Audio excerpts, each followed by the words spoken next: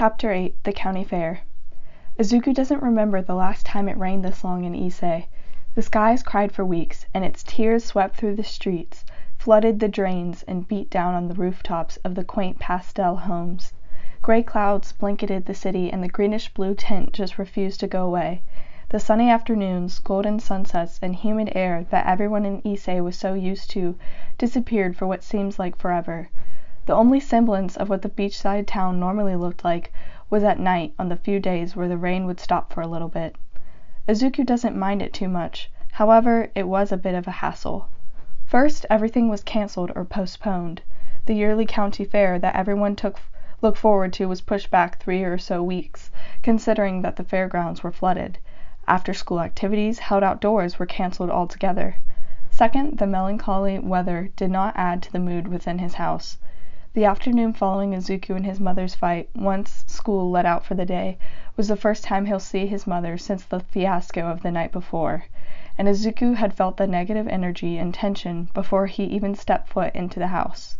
Life was sucked out of every crevice, every room, every pocket of space the house occupied.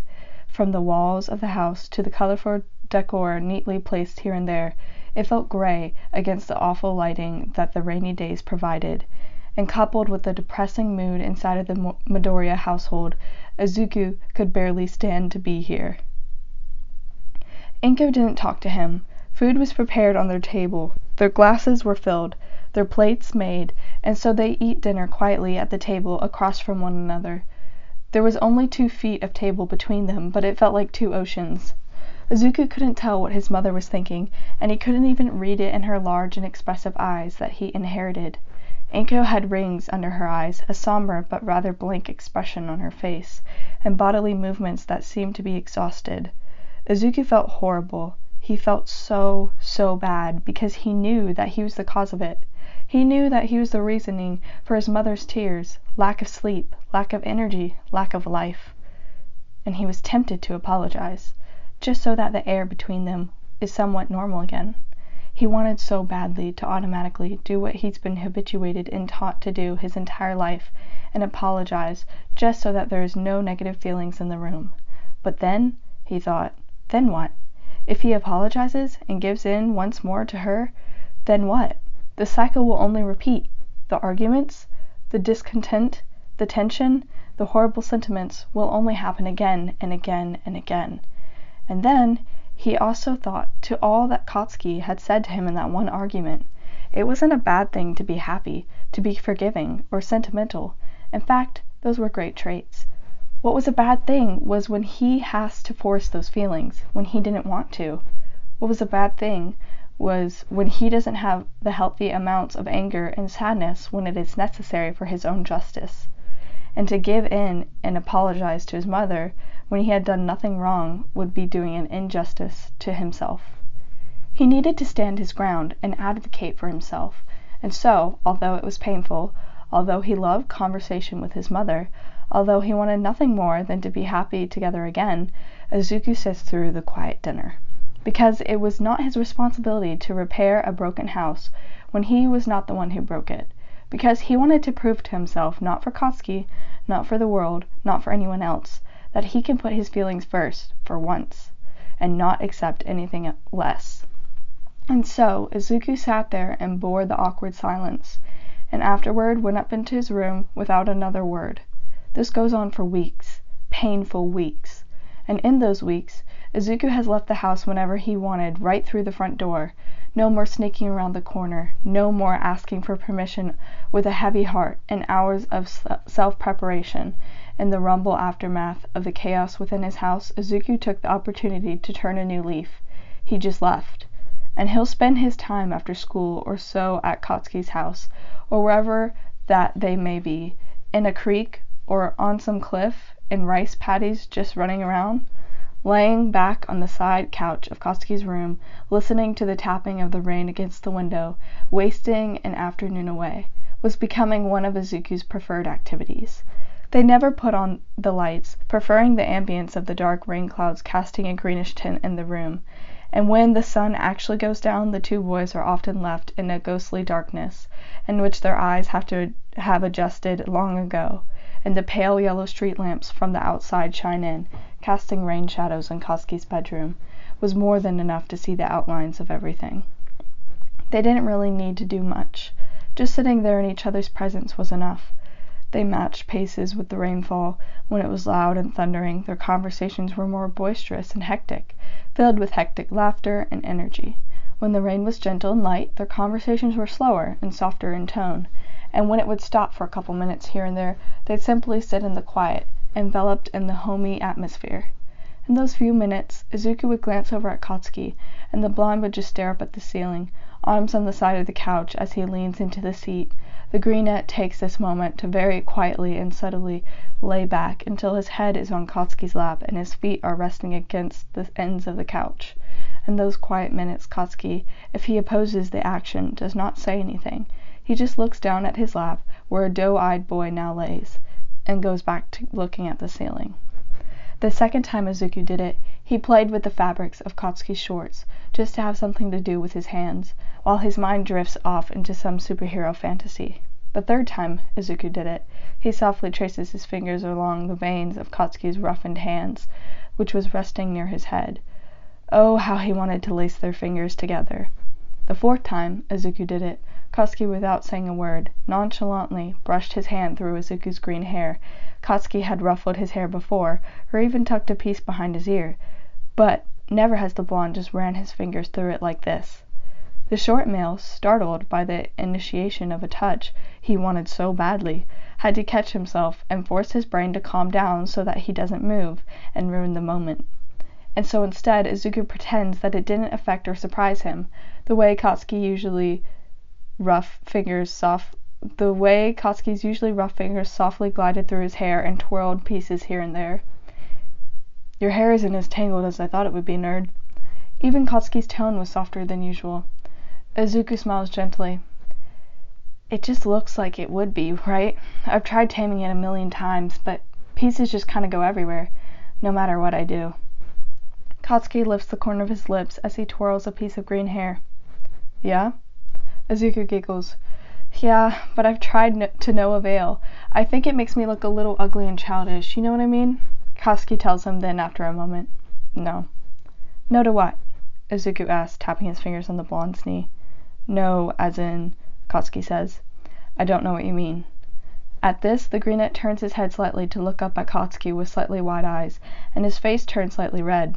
He was unsure of what to say, and so he says nothing, but the comment sticks in his mind for a long time afterwards.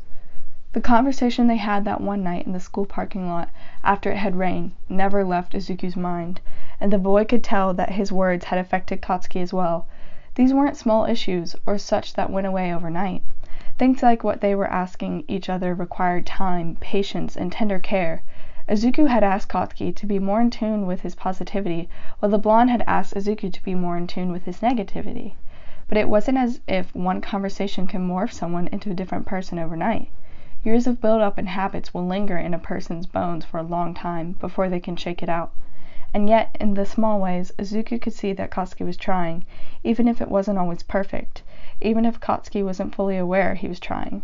It was in the small acts of openness that Izuku could see that Katsuki was trying to make good of his promise. When Katsuki talked to him in school, unprompted for the first time, Izuku was so shocked he couldn't really say anything back. He shouldn't have been, since he asked for it all the time. And yet, when Katsuki approached him during a break and asked about the new episode of the show they watched together, Izuku just stared at him wide-eyed, as if he wasn't supposed to be there. Izuku knew that others were watching, and he held eye contact with those ruby eyes for a while as he tries to decipher the situation. And when he took too long, the blonde rolled his eyes, muttered out "forget it," and walked away. That was enough to have pulled Izuku out of his seat, and within minutes he was no longer questioning anything. He just took up all of Katsuki's space and babbled on, hoping that if he talks excitedly and fast enough, he won't stop to think that, wow, Katsuki is trying. It wasn't perfect. Izuku could tell that the other had his reservations about talking on certain things, or exhibiting certain behaviors, but that was to be expected. They argued, they fought. Katsuki was not suddenly open and sweet, but it was fine. Besides, it wasn't as if Izuku was perfect either. His automatic reaction for any misdeed would to be making up excuses for it. Maybe they were just tired. Maybe they had a bad day. Maybe they didn't mean it like that. But to rewire his brain to not accept excuses for being rude was difficult, but necessary. His first opportunity came when he overheard a conversation walking past two girls, saying that they didn't understand why Bakugo Katsuki spent all of his time with Midoriya Izuku, since as far as they knew, the Greenette was a goody two-shoes. Izuku has always disliked that nickname for him, because it put him in a box that he didn't even build for himself, and gave people a preordained image of what he was like. However, he's always just kind of kept quiet and maybe laugh along jokingly when someone would use the nickname in reference to him. This time, he paused near where they were speaking, and his heart sped up. He was not a greatly confrontational person, especially in matters concerning himself. He'd much rather be hurt and avoid conflict than make someone else feel guilty. But he thought about what Katsuki said, about him allowing himself to get stepped on or never being upset enough when he should be. And so Izuku turns towards the two girls with a polite smile, tells them kindly, "Please don't call me that." It was nice. It was simple and non-aggressive, but it was more than what he would done in the past. He can both be nice while standing up for himself in situations as such. In a way, they balanced each other out well, slowly moving towards a point of equilibrium. Izuku had friends, he had good friends too, but none like Katsuki. None who reached into the little crevices of his mind and pulled out aspects of him he didn't know he needed. None who was slowly ditching practically everything but practice and tournaments just to be with him, even if they just spent the evening sitting in Katsuki's room. Now that he felt like he could walk next to the taller in the hallways, or not hide away when they're in public, or acknowledge each other more than a quick glance or nod, Izuku only knew he was one step closer to being destroyed by this fire. Katsuki has not gotten any less popular with admirers. If anything, the fact that he hasn't been with anyone in what seems like a while made his pursuers even more crazy and adamant. Everyone wanted to be the person that famed Bakugo Katsuki wanted so badly, that he'd break whatever dry spell he was in. Izuku had heard the pole vaulter's friends ask the blonde too what was going on, and every time Katsuki would simply tell them that it wasn't any of their damn business. And yet, it made him curious as well. He had asked Katsuki that one time, however, the answer wasn't exactly indicative of anything. The Greenette felt as if it was a matter of time before his heart shatters again, and so he wasn't getting his hopes up for anything. After all, maybe Katsuki was simply too focused on pole vault tournaments that were getting more and more intense. The second regionals tournament had passed during the weeks that had passed, and Katsuki swept it. Izuku was not able to go because he had a required student government meeting the Friday afternoon when it was hosted, but the Greenette made sure to watch the footage afterwards. Izuku also didn't know why he was still agreeing to go on dates with Kaido. Izuku thinks that he still consciously holds on for the opportunity to forget about Katsuki, even if that's not successful. When he kisses Kaido, his brain remembers the taste of Katsuki's lips. When Kaido holds his waist and pulls him closer, his mind recalls the sensation of Katsuki's hands. When they're doing anything with each other, risque or intimate, Izuku only wonders what it would be like with Katsuki. He knew it was wrong and that his intentions were not in the right place, and yet every time Kaido asks to hang out, here and there, Izuku's head flashes to the images of girls or guys who are always on Katsuki, and ends up saying yes when he knew his heart wasn't in it. It wasn't fair to Kaido, nor was it fair to his feelings that were being starved. It did, however, sometimes feel as if Kaido wasn't exactly being fair to him either. In a way, Izuku had the impression that Kaido wanted Izuku to be a certain type of person, and whenever he would break character, it would make the taller male uncomfortable. The Greenette was surprised that the other hasn't asked him to be official together yet. Izuku thinks that this was partially because Kaido already knew what Izuku would say. And yet the brunette athlete was very nice to him. He was, for the most part, the gentleman that every mother wants their child to bring home. He opened stores for Izuku, paid the bill at restaurants, and was overall a very polite gentleman without being completely boring. He had normal hobbies like sports and playing video games in his free time, and was going to go to school to be a lawyer, providing a stable income. Overall, Kaido was a platinum package, and yet the idea of truly being with him almost felt like suffocating to Izuku. That being said, Izuku agrees to a date that Wednesday, when Kaido messages him saying that the weather was going to be clear tonight, after weeks of rain. They had missed the meteor shower that was supposed to happen weeks prior due to the cloud coverage from the rain. However, another one was coming up tonight. Izuku didn't mind the rain, though. It was beautiful, and sometimes he and Katsuki would just step out in it and run somewhere. They swam in the rain. Katsuki taught Izuku how to pole vault once more in the rain. They biked around the neighborhood in the rain, stopping by the corner store to grab some snacks. Soggy potato chips were disgusting, but with Katsuki, they didn't seem as bad.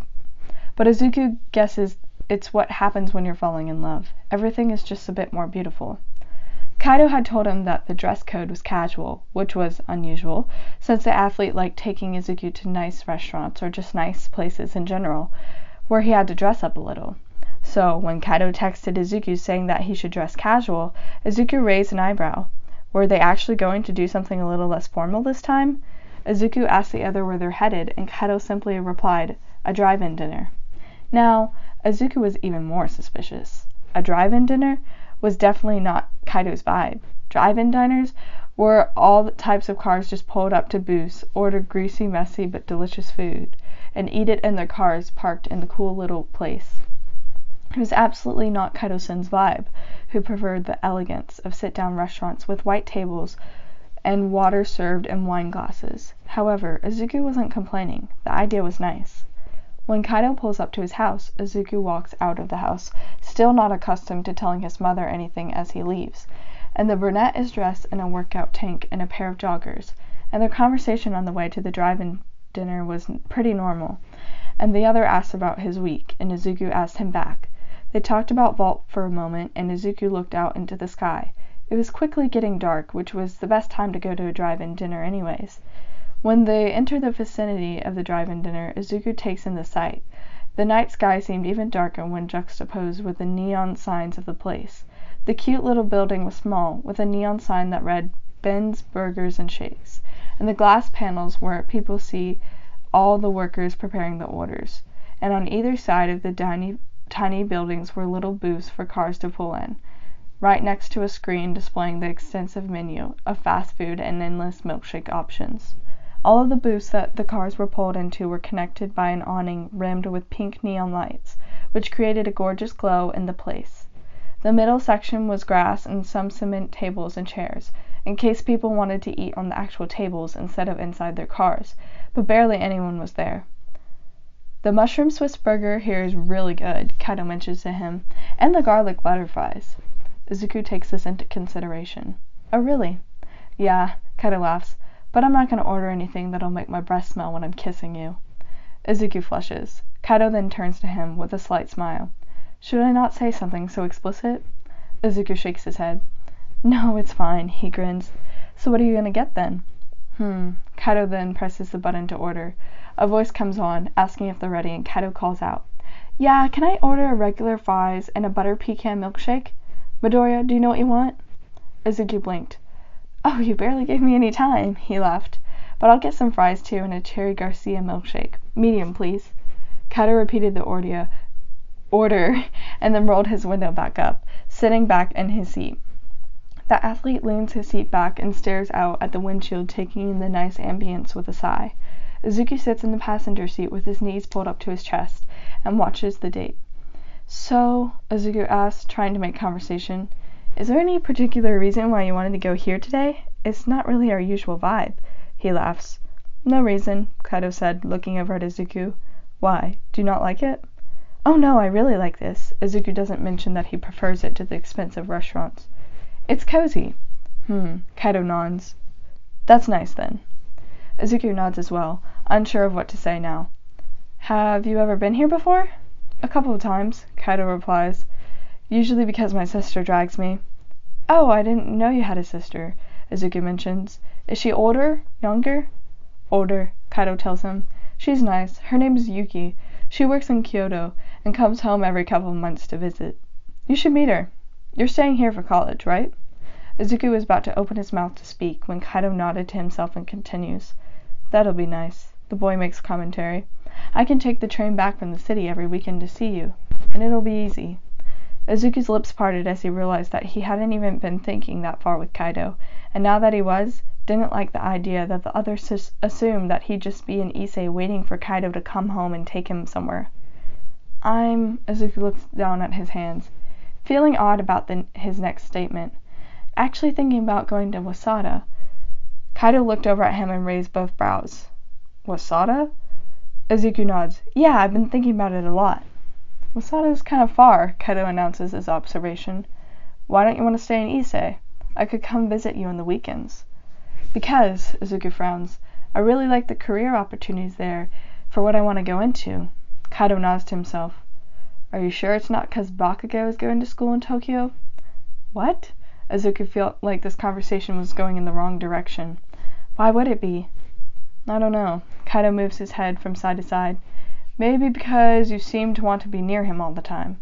And it's just so convenient that you've seemed to plan on staying in Issei for so long, and in the past couple months you suddenly want to go to Wasada. Izuku looks down at his lap, brows furrowed. Kaido, you know I am my own person, right? I can have aspirations too, that have nothing to do with Kacchan or you or anyone else. I didn't suddenly want to go to Wasada. I've just gained, Izuku bit his lip, confidence in what I want. Is that so bad? Kaido frowns. Of course not. That's good, I guess, but you'd understand why I'm concerned, right? Izuku snapped at him. Kaido, please stop assuming everything I do is because of him. I hate how you pull him up in every conversation. Fine, I'm sorry. Kaido puts both his hands up. Izuku disliked how the blonde came up at least once every time they hang out, as if Izuku didn't think about Katsuki enough as it was. It's fine, Izuku sighed. Kaido looks over at the side, out the window from across where they were parked, and then back at Izuku. The athlete leaned over, bringing one hand over to lift Izuku's chin, so that those beautiful green eyes were looking straight at Kaido's gray ones. Izuku looked up at the boy. Let me express my apologies this way, Kaido said before leaning down to pull Izuku in a kiss. It definitely took Izuku off guard because of how random it was, and yet Kaido seemed very passionate about it. And this was not just a quick peck, but a deep kiss. In less than 10 seconds, the athlete's hands were around his jaw and top part of Izuku's neck, holding his head firmly, as he takes Izuku's lips onto his own. Just going with the flow that seemed absolutely out of nowhere, Izuku kissed back, seeing how much Kaido seemed to be into it. The boy's lips were definitely soft, and Izuku was getting used to the sensation of Kaido's mouth. The athlete did like to kiss him a lot when they go out together, amongst other things. And so now, as they wait for their food, Kaido was practically going heavy for his lips, and Izuku was running out of oxygen. He pulled away for a second, and Kaido utilizes that time to go for his jaw, placing kisses along Izuku's soft skin, while Kaido's hand moved from the base of his neck and down to his shoulders. Kaido brushes aside part of Izuku's shirt so that his shoulder was exposed, and the other hands were massaging the skin of his right shoulder while kissing his neck, not leaving any marks. Izuku held on to Kaido's biceps as he wonders what Kaido was moving so quickly for.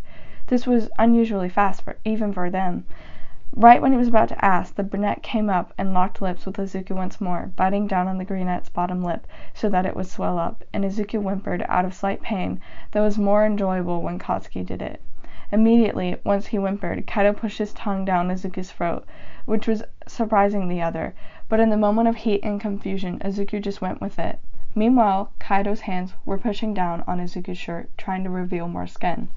And he would have succeeded if several whoops and hollers didn't erupt from outside of the car, effectively scaring Izuku and making the shorter male jump slightly in his seat. Kaido backs off him, but oddly enough, didn't bother to look at who was there, and instead looked over at Izuku. Izuku, however, was shocked by the sudden intrusion of the sound, and so he turned his head, and his heart immediately began to beat faster, because across the parking lot, now coming onto the grass in the middle of all of the cement tables, was the group of pole vaulters from Issei High, and they were hollering and whistling at the show that Kaido just practically gave them. Denki Kaminari cupped his hands around his mouth and yelled out as the group got closer. "Kaido-san, get some, my man!" Izuku's face flushed, and he looked over at Kaido, who didn't seem to be bothered by it.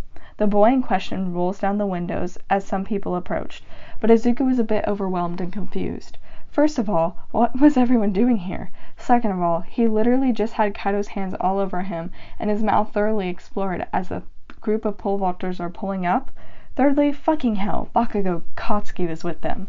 Izuku knew that Katsuki was busy tonight, but he didn't know it was going to be with the team. Izuku spots Katsuki emerging from the car last, as the driver of a couple of the team members. They had to take 3 cars in order to fit the whole team, and they parked in the booths before getting out. And when he gets out, Izuku feels bile rising up in his chest. The blonde was wearing a simple white t-shirt that hugged his figure and black basketball shorts, and he immediately made eye contact with Izuku, whose face was still shocked by the sudden intrusion. Katsuki had no expression on his face as he steps out of the car and pockets his keys, but as he walked across the grass, the blonde simply raised a brow before looking over at Kaido and then back at him.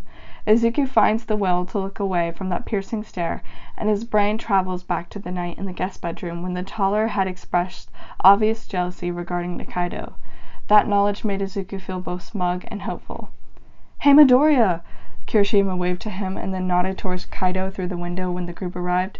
"Kaido, dude, you said you weren't coming to the team dinner tonight, but you ended up coming here anyways? Didn't you say you were sick of this place?" Izuku looked over at Kaido strangely, and the boy in question seemed to understand that something was revealed that he didn't mean to, for the brunette just shrugged nonchalantly while refusing to look in Izuku's direction. Izuku wasn't stupid. He got it now. He knew exactly why Kaido took him here. Even though he was apparently sick of this place, even though this wasn't his type of establishment the other liked to frequent. He knew that this was where the pole vault team was going to be, particularly Bakugo Katsuki, and wanted them to be here to see this. Izuku wasn't sure whether to feel angry, annoyed, or oddly grateful for the opportunity to gouge the reaction on Katsuki's face. He was sure he felt all 3. Kaido's jealousy was surely going to be a bigger problem, and Izuku needed to handle that fire before it gets out of hand. "I didn't say that," Kaido denied, placing his right hand on Izuku's left thigh. Izuku wondered if he should move it, or would he be complicit furthermore and see where this could go. From the side, a very aggressive and deep voice spoke up, and Izuku knew who it was right away. "You definitely fucking did," Katsuki Bakugo tells Kaido, and Izuku sees the blonde glance down at the hand that was casually resting on his thigh, thumbs moving to slide over Izuku's soft skin. Katsuki continued, "So tell us, fuckface, why are you here if you're so sick of this place, huh?" Kaido was silent, simply staring back blankly at Katsuki, who awaits his answer. Izuku sits in the passenger seat, feeling a bit awkward, even though it seems like everyone else viewed this interaction as normal. Kaido ultimately shrugged.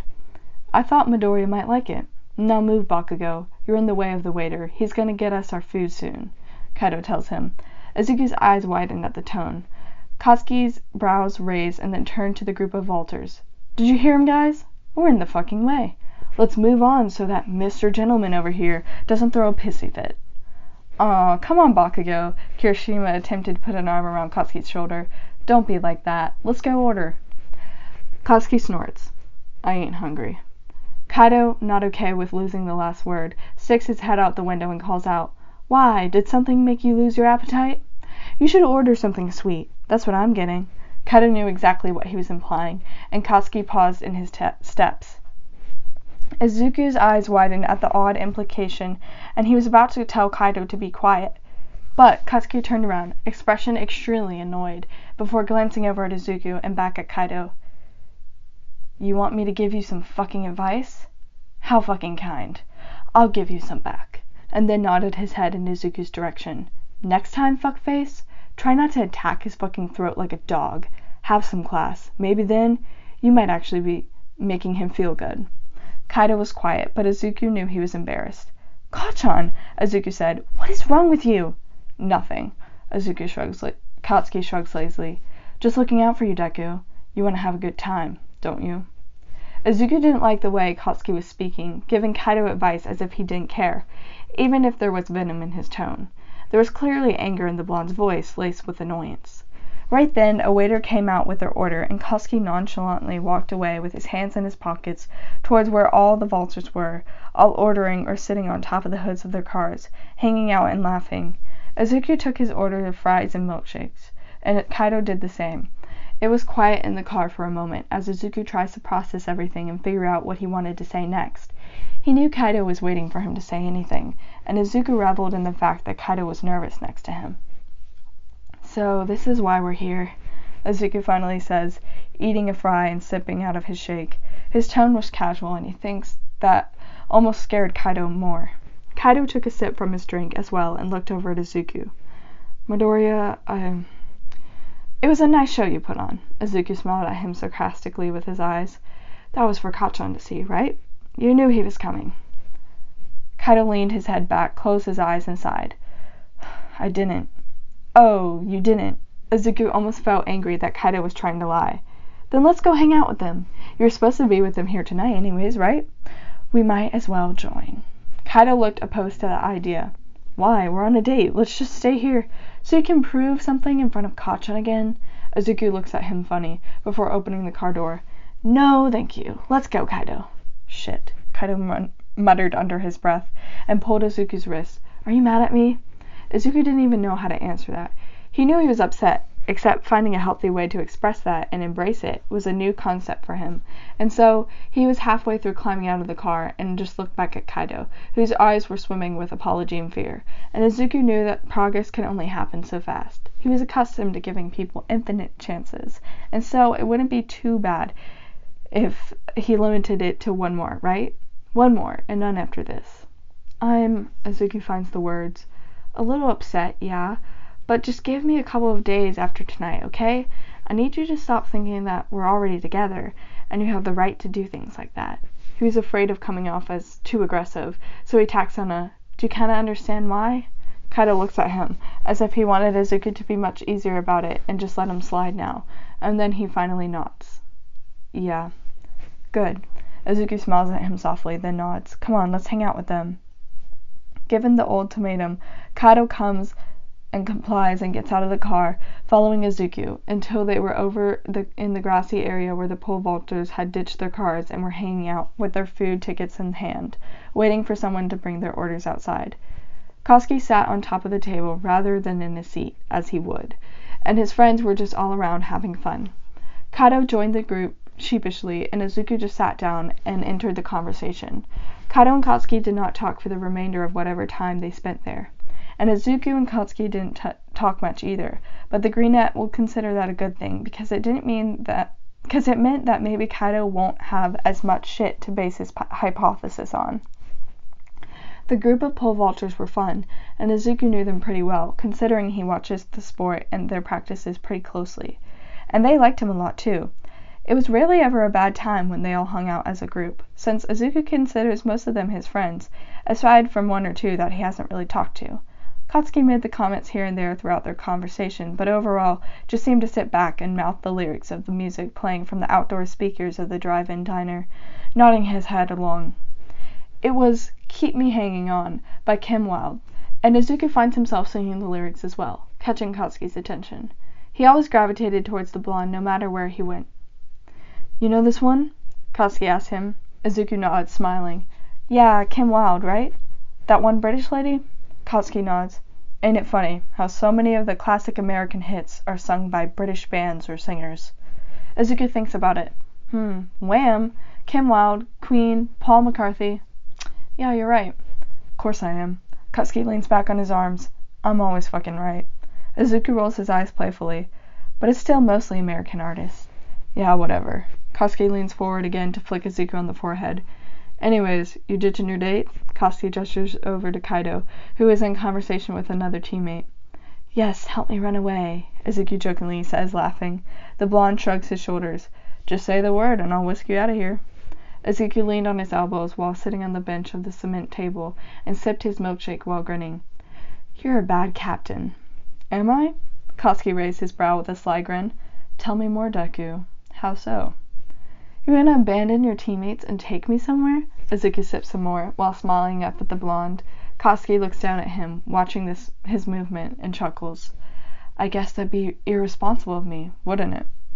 Very, Izuku teases him. Then I guess you're stuck with Fuckface, and I'm stuck with my shitty team. Koski wrinkled his nose.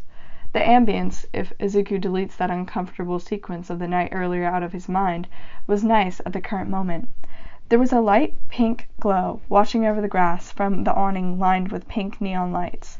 Every time the little diner opened the door so that the waiters can go out to the car and deliver food, he could hear the plates clinking or the employees talking, and around them, all gathered up, the tables, seats, or even just sitting in the grass, everyone was just talking to each other over some music.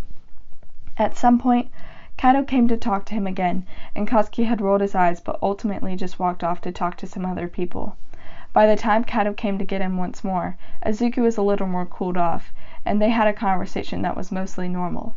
Some others joined their discussion, so it wasn't as awkward, and for a while everyone just kind of hung around, eating their food and just talking.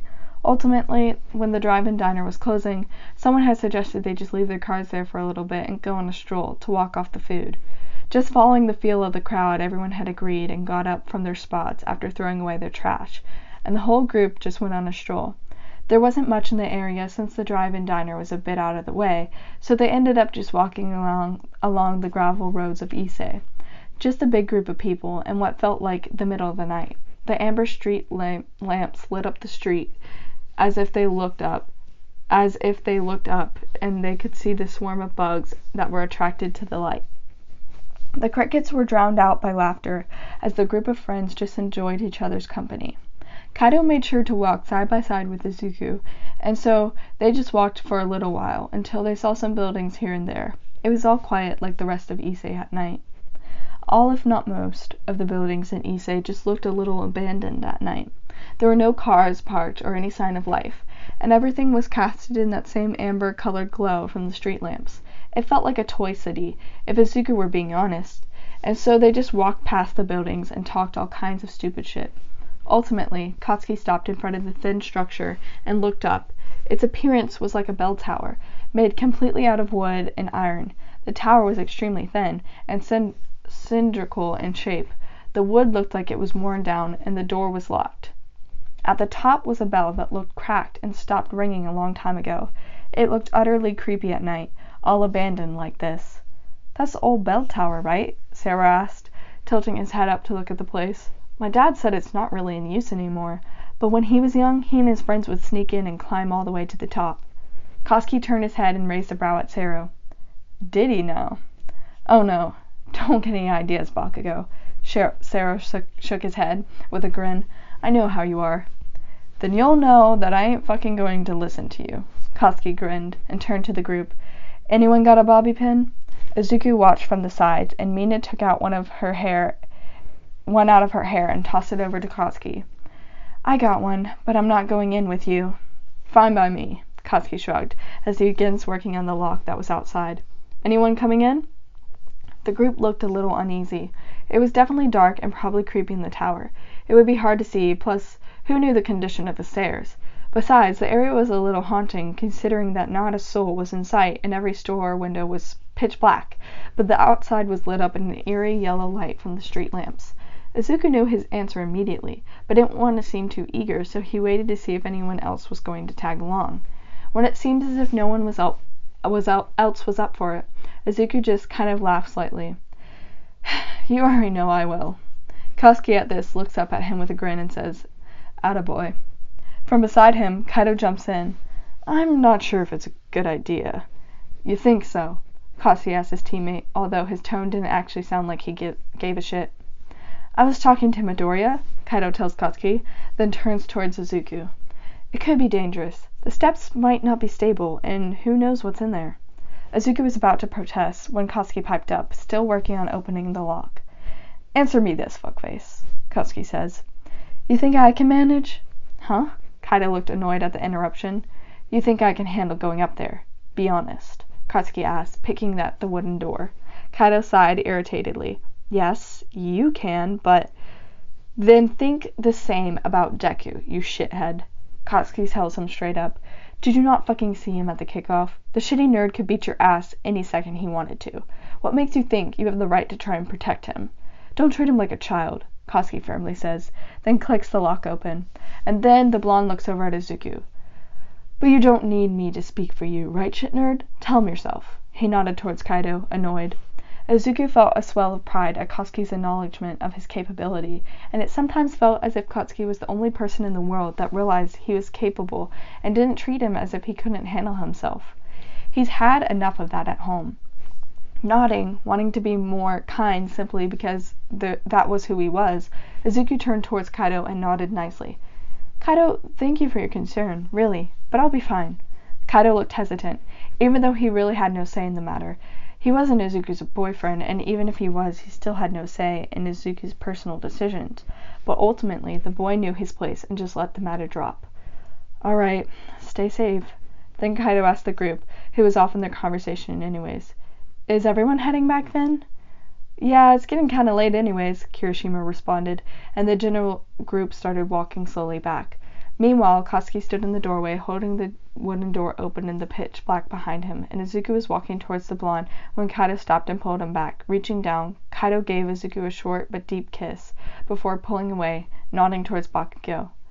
"Are you getting him home?" Kaido asked. "No shit. You think I'm letting him walk?" Katsuki asked, voice irritated. Kaido didn't even bother replying to that, and Izuku almost felt sorry for the others for always being on the bad end of Katsuki's attitude. When it was just the two of them, Izuku lets out a breath and peers through the doorway behind Katsuki. It actually did look terrifying, considering it was pitch black inside. A pair of eyes could be watching from them inside, and they'd never know. "This is kinda scary, you know," Izuku commented. Katsuki looked back and then opened the door widely, and a creaking sound echoed from within. "Oi, you want me to be honest about something?" "I mean," Izuku giggled, "honesty is always a good thing." Katsuki nods his head and peers into the darkness. "I'm so fucking glad you volunteered, because this is scary. You're damn right." "Whoa," Izuku teased to erase the mood. "Kachan, you admit it?" "This is exactly the reason why I don't admit shit to you." Katsuki rolled his eyes. No, Izuku waves his arms. "I didn't mean to. I'll never tease you again. For that, I'm gonna make you go first." Katsuki nudged him in. Izuku stared into the dark. They would never need to use their flashlights, and since it was a small cylindrical bell tower, it would not be very hard to find the spiral steps. However, it was pitch black dark in there, and who knows when the last time someone was in the rusty tower. Not to mention, it was completely quiet at night, with mannequins in the windows of the nearby stores staring blankly out into the yellow-tinted streets. Izuku then looked up at Katsuki with pleading eyes. There was no way in hell he was going first. Not when it was Katsuki's idea. "Don't fucking look at me with those creepy-ass..." And then Katsuki breathed out in exasperation. "Fuck, fine, I'll go. I'd like to remind you that this was your idea, and it's not too late to join the group." Izuku pokes at Katsuki. "Hell no." Katsuki shakes his head. "I started, I'll finish." And with that, the blonde begins to venture inside, stepping into the darkness and being surrounded by the abyss. Izuku was quick to follow behind, not liking how eerie it was by standing outside alone. The tower smelled like old wood and dust, which would make sense considering the place hasn't been used in a hot minute. They both turned their flashlights on, and the small beams of white light erupt from their phones, with enough power to illuminate the tiny proportions at a time. Every way they'd point their flashlight, it would just be more gray wood or some spider webs. Izuku was a little scared that if he moved his light too fast, he might see something scary, or some figure will run fast. After all, it was quiet and dark, and they were being relatively silent. Izuku stayed close behind, always close enough that Katsuki was within finger distance. He could smell the boy's sugary cologne from where he was. It was easy to find the stairs, since they were in a small circular room. All he had to do was walk the circumference to find them, and the stairs spiraled all the way up the tower. Outside, the wind blew here and there, creating some ghostly noises from within the tower. And so Katsuki began to ascend slowly, making sure to gouge each stair step with his body weight in order to make sure it wasn't going to collapse. For the most part, the stairs looked fine.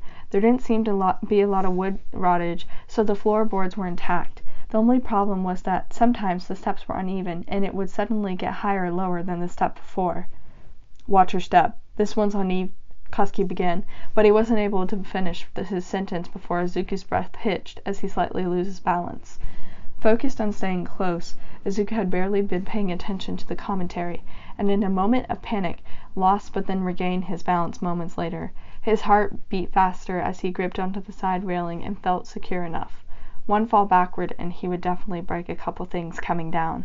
Katsuki offered additional support by gripping his wrist and keeping him in place while Izuku comes down. The brunette looks up at the blonde, whose expression was evidently worried. "Boy nerd, I told you to watch your step." Katsuki's tone was uneven. "Are you all right?" Izuku nodded his head to reassure the other.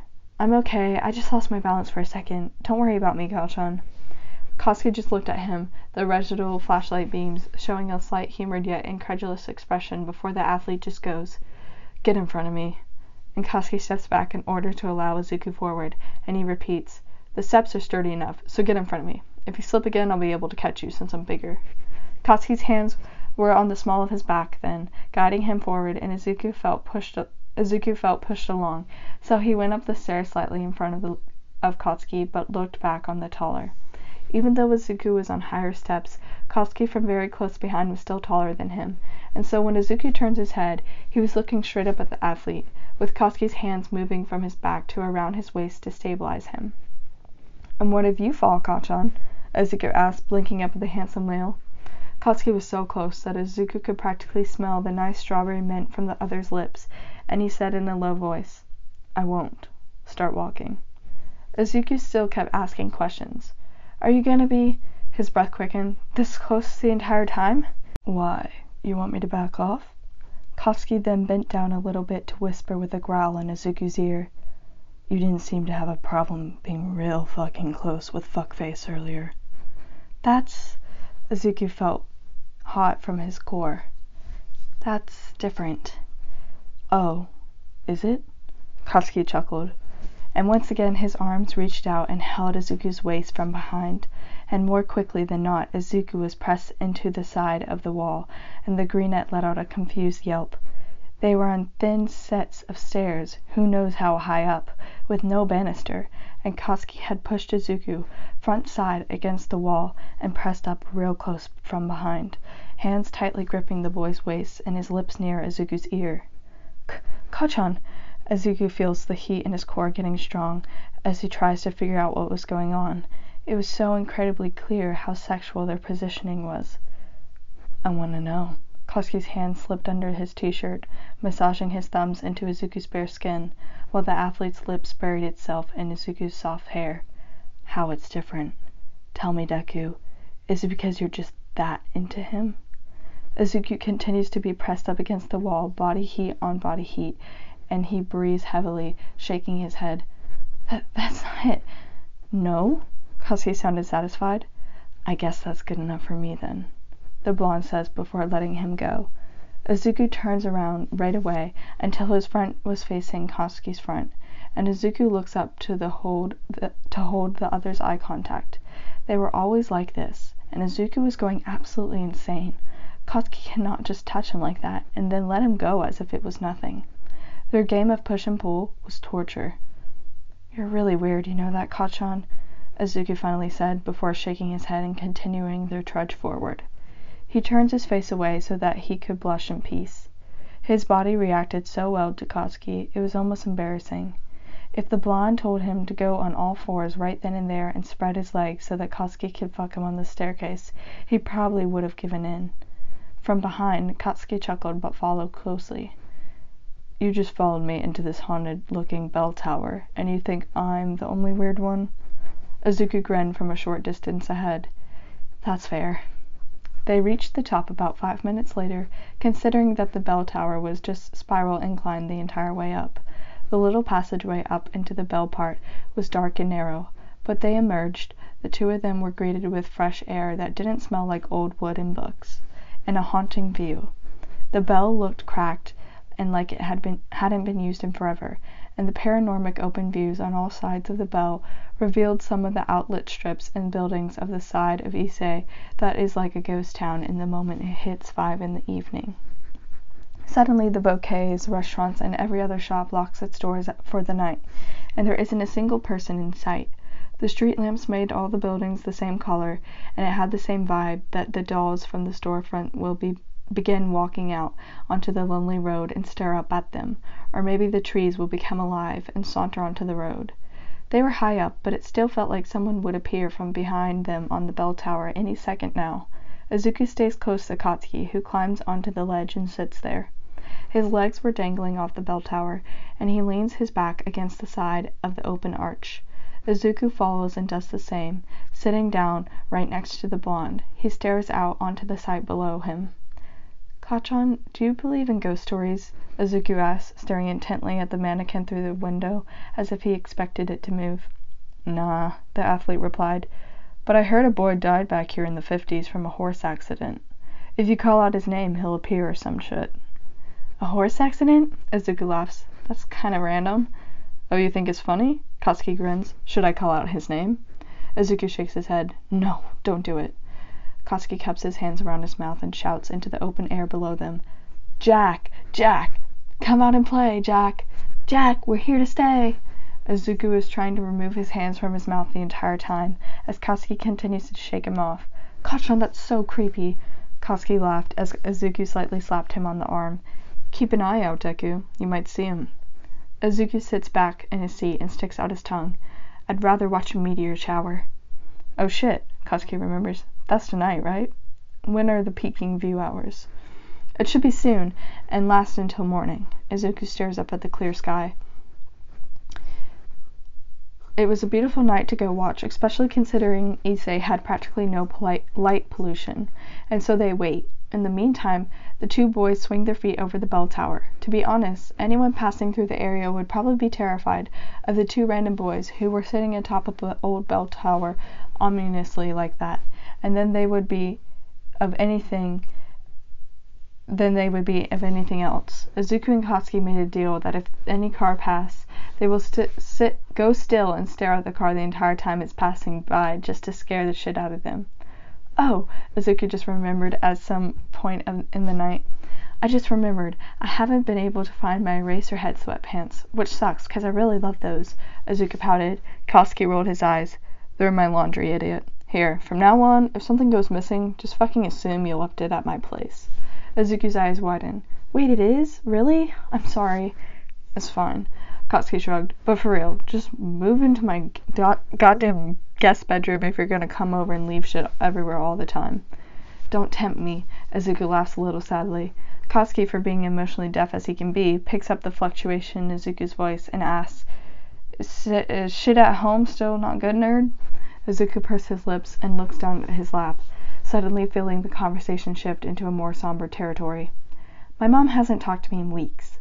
Katsuki's eyes seem to be surprised at this, and then look away, almost seeming a little guilty. Was the argument that bad? Izuku hadn't really talked about it that night, not really wanting to rehash the whole situation, but now that it has been a little bit, it still hurt, but not as badly to talk about it. Biting his lip, Izuku sighed. You were right, you know. Katsuki looked over at him, waiting for an explanation. You were right, Izuku said, again, voice quieter, about everything. I completely lost it, and I wasn't able to control myself at all. And it felt good, and she deserved to hear it, but now, everything in the house feels like it's suffocating me. Izuku wanted to tear up again thinking about it, but he wasn't sure he had enough, but he was sure he ran his tears dry by now. Katsuki was quiet, and so Izuku just continued, still quiet. I hate the tension in our house, but I can't be complacent anymore. And he looked over at Katsuki, smiling gently. You hate complacent people, right? I won't be complacent anymore. Katsuki looked conflicted, as if thinking to himself, before staring down at his lap in a way Izuku hadn't really seen him do before. Nerd. Izuku tilted his head up. Katsuki seemed hesitant, but says so anyways, as he plays with a splintered piece of wood between his lap. I was harsher than I intended to be that night, okay? He pauses. Deku, at this point, you can steal my car, and I probably wouldn't hate you, alright? Don't let it get to your head. Izuku's eyes widened, and he immediately recognized this as Katsuki's shitty attempt to be more open with Izuku. It was an attempt, nevertheless, and Izuku wasn't about to ruin the moment, so he treated it casually. You'd let me steal your car? Izuku tried to joke. That's a little intense, Kachan. I didn't say I'd let you. Katsuki points out the discrepancy. You will most definitely get tackled, and I will consider beating the shit out of you, but I won't hate you. He chuckles. That's very generous of you. Izuku sarcastically plays around and smiles to himself. That's what I'm known for. Katsuki patted his own firm chest. Being generous. Of course, Izuku nods along. Are you ready for the last regionals? During these next regionals, Katsuki will likely jump near his record height, which should be still easy for the others since his unofficial record was higher than his official one. Katsuki had been really grinding on his practice lately, and yet still finds time to hang out with Izuku. The Granette tries not to feel too special that he was practically the only person Katsuki hung out with this often. As ready as I'll ever be, Katsuki shrugs and runs a hand through his hair and then looks over at Izuku, leaning closer. Remember what I told you last time? Izuku asks. Wear my jersey, Katsuki tells him, reaching a hand out to tilt Izuku's chin up, looking at the boy before dropping his hand. I want to see you wearing my name. Izuku didn't know what prompted him to be so bold, but he laughs, making a joke. Ask me to marry you, then. Katsuki seemed surprised at that joke, for the blonde looked over at him with raised eyebrows. Izuku, when he realized how odd that jest was, began blushing, and he looked away, about to apologize. Bakudeku, huh?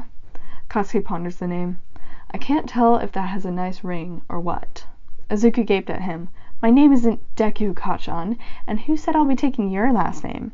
And then he added, in this hypothetical world. I did, Katsuki barks out a laugh.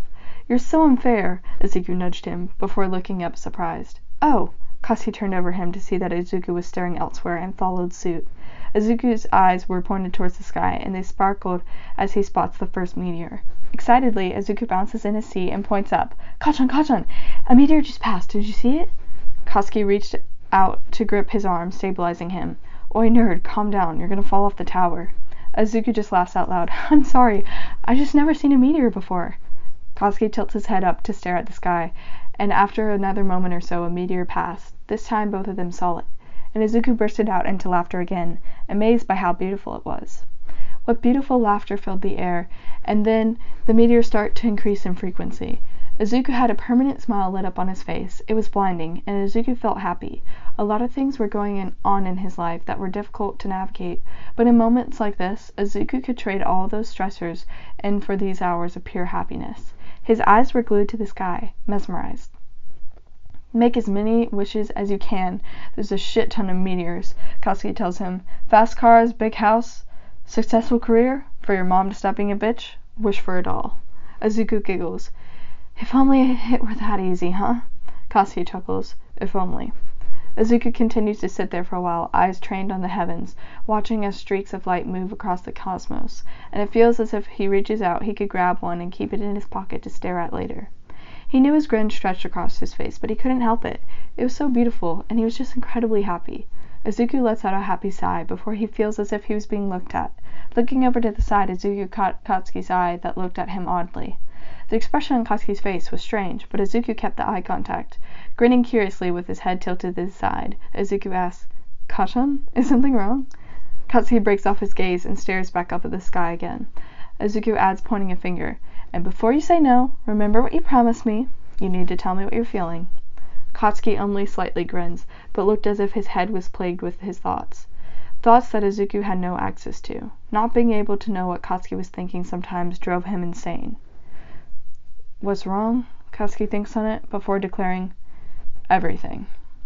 He takes another deep look at Izuku, exploring all the boy's features, almost making the boy in question shy in his seat. And yet, nothing at all. Izuku looks at the athlete funny. You're still being cryptic, you know. Katsuki looks over to the side, then with a slight grin on his face. I know. Izuku just accepts it, because he knew that there will always be things that are difficult to say, and looked as if Katsuki was thinking felt difficult for the blonde to say, and so he just leaves it at that for now. And he goes back to looking at the meteor shower. He wanted to scoot closer to Katsuki. He wanted to kiss Katsuki under these stars, and have the blonde hold him, but it'll take what he can get for now. Izuku is nudged awake at some point in the night, more like morning, and Izuku's eyes blink slowly as he came to consciousness. Izuku sits up, and there is an arm stabilizing him greatly, and he figures out why when his brain catches up to his vision. He is still sitting on the edge of the bell tower, and the reminder causes him to jump back, and Katsuki held him steady. Easy, Katsuki tells him, voice groggy. Izuku calms down when he remembers where he was, and he realizes that he must have fallen asleep at some point while watching the meteor shower. It was still dark outside, the meteors were still falling, and Izuku looked at his position. He had fallen asleep, and Katsuki must have pulled him closer so that the blonde could keep an arm on him so that he didn't fall, and allow Izuku's head to rest on his shoulders. Izuku's heart beat faster. It was small acts like this that forced him him deeper in his well of affection. "What time is it?" Izuku asked, voice still laced with exhaustion. Katsuki checks his phone. 4 a.m. Izuku's eyes widen. "I've been sleeping here for that long?" "I'm so sorry." "It's fine," Katsuki tells him. "Did you enjoy the meteor?" The greenette nods profusely. "Yeah." "Then that's good enough." Katsuki shrugs. "Are you ready to head back?" Izuku nodded slowly. "Yeah, I'm really tired." Katsuki grins and gets off the ledge, helping Izuku with it. The way down the stairs was a lot easier, since they knew all the steps were sturdy, and didn't feel the need to be ultra careful. Katsuki walked ahead, allowing the groggier Izuku to place a hand on the athlete's strong shoulders for support. And when they got down to the ground, the walk back was quiet, but in a nice way. Izuku didn't feel pressured to talk all the time, because he knew it was important sometimes to just be in each other's company without saying anything else and space between them. And when they got back to the empty drive-in diner parking lot, all the lights were off, but Katsuki's black car was parked in the corner of it, and Izuku climbed in. He immediately felt his eyes get heavy, and he could barely pay attention when the car turns on and begins driving off, playing In Too Deep by Genius. A soft melody filled the car, and the lights of Issei passed by him in a blur, and Izuku was feeling himself drift back to sleep. The car ride could have been 10 minutes, and it could have been an hour. Time was relative when he was this tired.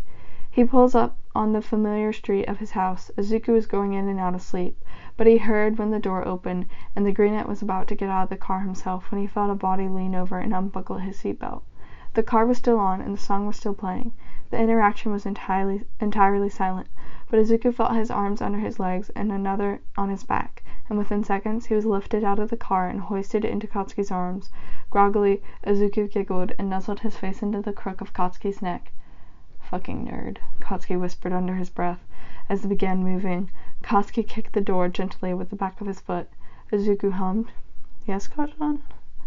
Katsuki kept walking up the porch, and then pressed the doorbell a couple times, feeling a little bad that he'll be waking up Inko at this time in the morning. He never did answer Izuku. When Inko opened the door, her face went from curiosity to surprise to see that Izuku was all curled up in Katsuki's arms, and Izuku could generally still scope out the interaction. Inko's speech was tired as well, but there was clear concern there. "Katsuki." "Hi, Auntie," Katsuki said a little awkwardly. She looked at her son all cuddled up there. "Is everything okay?" "Yeah." Katsuki steps in the house, kicking off his shoes. He's just tired and fell asleep in the car. "Can I go up?" Inko nodded, and Katsuki makes his way towards the stairs.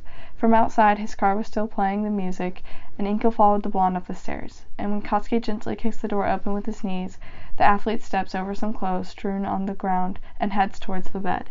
Inko watches from the doorway with a curious eye, dark circles evident underneath. Katsuki lays the greenette gently on the bed and sits on the edge, proceeds to take off the boy's shoes and sets them on the ground, followed by socks. Then he stands up and pushes Izuku's legs in more, grabbing the blankets and pulling it over. Izuku was tired, but aware of what was going on the entire time, and he snuggled up in his warm blankets. Izuku mumbles. "Thanks, Kachan." Izuku feels another ruffle of his hair. "No problem, nerd." Katsuki then collects himself and makes his way towards the bedroom door. Inko looks at him curiously, but all Katsuki does is nod in her direction, then give a quick "good night, Auntie," before leaving. And when the car takes off in the street a couple moments later, Inko still stands there in the door of Izuku's bedroom, arm crossed, deep in thought. The county fair arrived the following Friday, and practically everyone was excitedly looking forward to it. The rain in Issei had persisted for so long now that many people wanted the weather to clear up for the festivities to begin again. The county fair was exactly what someone would imagine a small town fair to be like.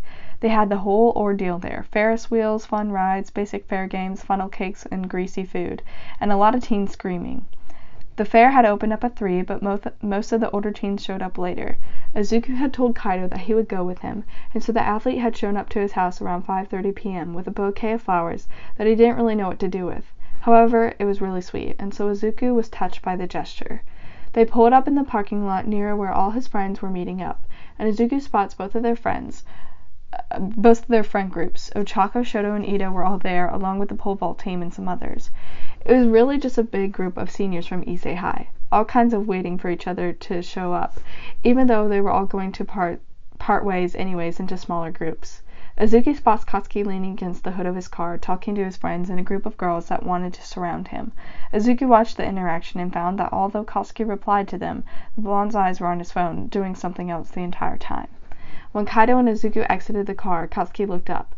Their group of friends hollered over at them, and Izuku waved and greeted everyone. "Midoriya!" Mina yells out. "You came with a hot date!"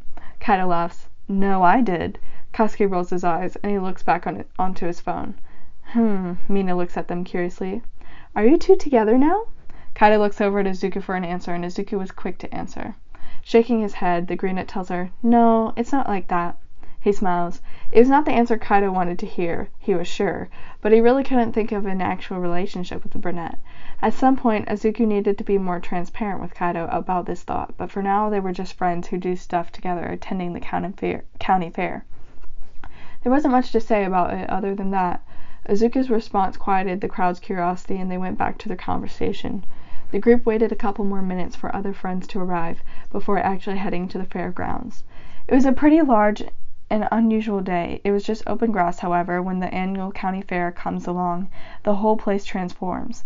The smell of corn dogs and funnel cakes filled the air, and Izuku already knew that it was going to be delicious. That was going to be delicious after being tired out by some rides or games. There were a lot of colorful lights everywhere, whether it be advertising the food stalls, the lights installments on the rides and Ferris wheel, or the glow stick necklaces that every person had on. There was also lots of music everywhere, from large speakers playing 80s music to fit the theme of Issei, but also there was just a lot of background and foreign noise, people yelling or laughing, dings and clinks from games and arcade-like activities, other sources of music overlapping each other, the merry-go-round carousel song. There was just overall a lot of activity going on, and he didn't know where to start. Kaido paid for his wristband ticket, even though he was perfectly fine with getting his own, but he was grateful regardless. The red wristband was put loosely on, and he was ready to go.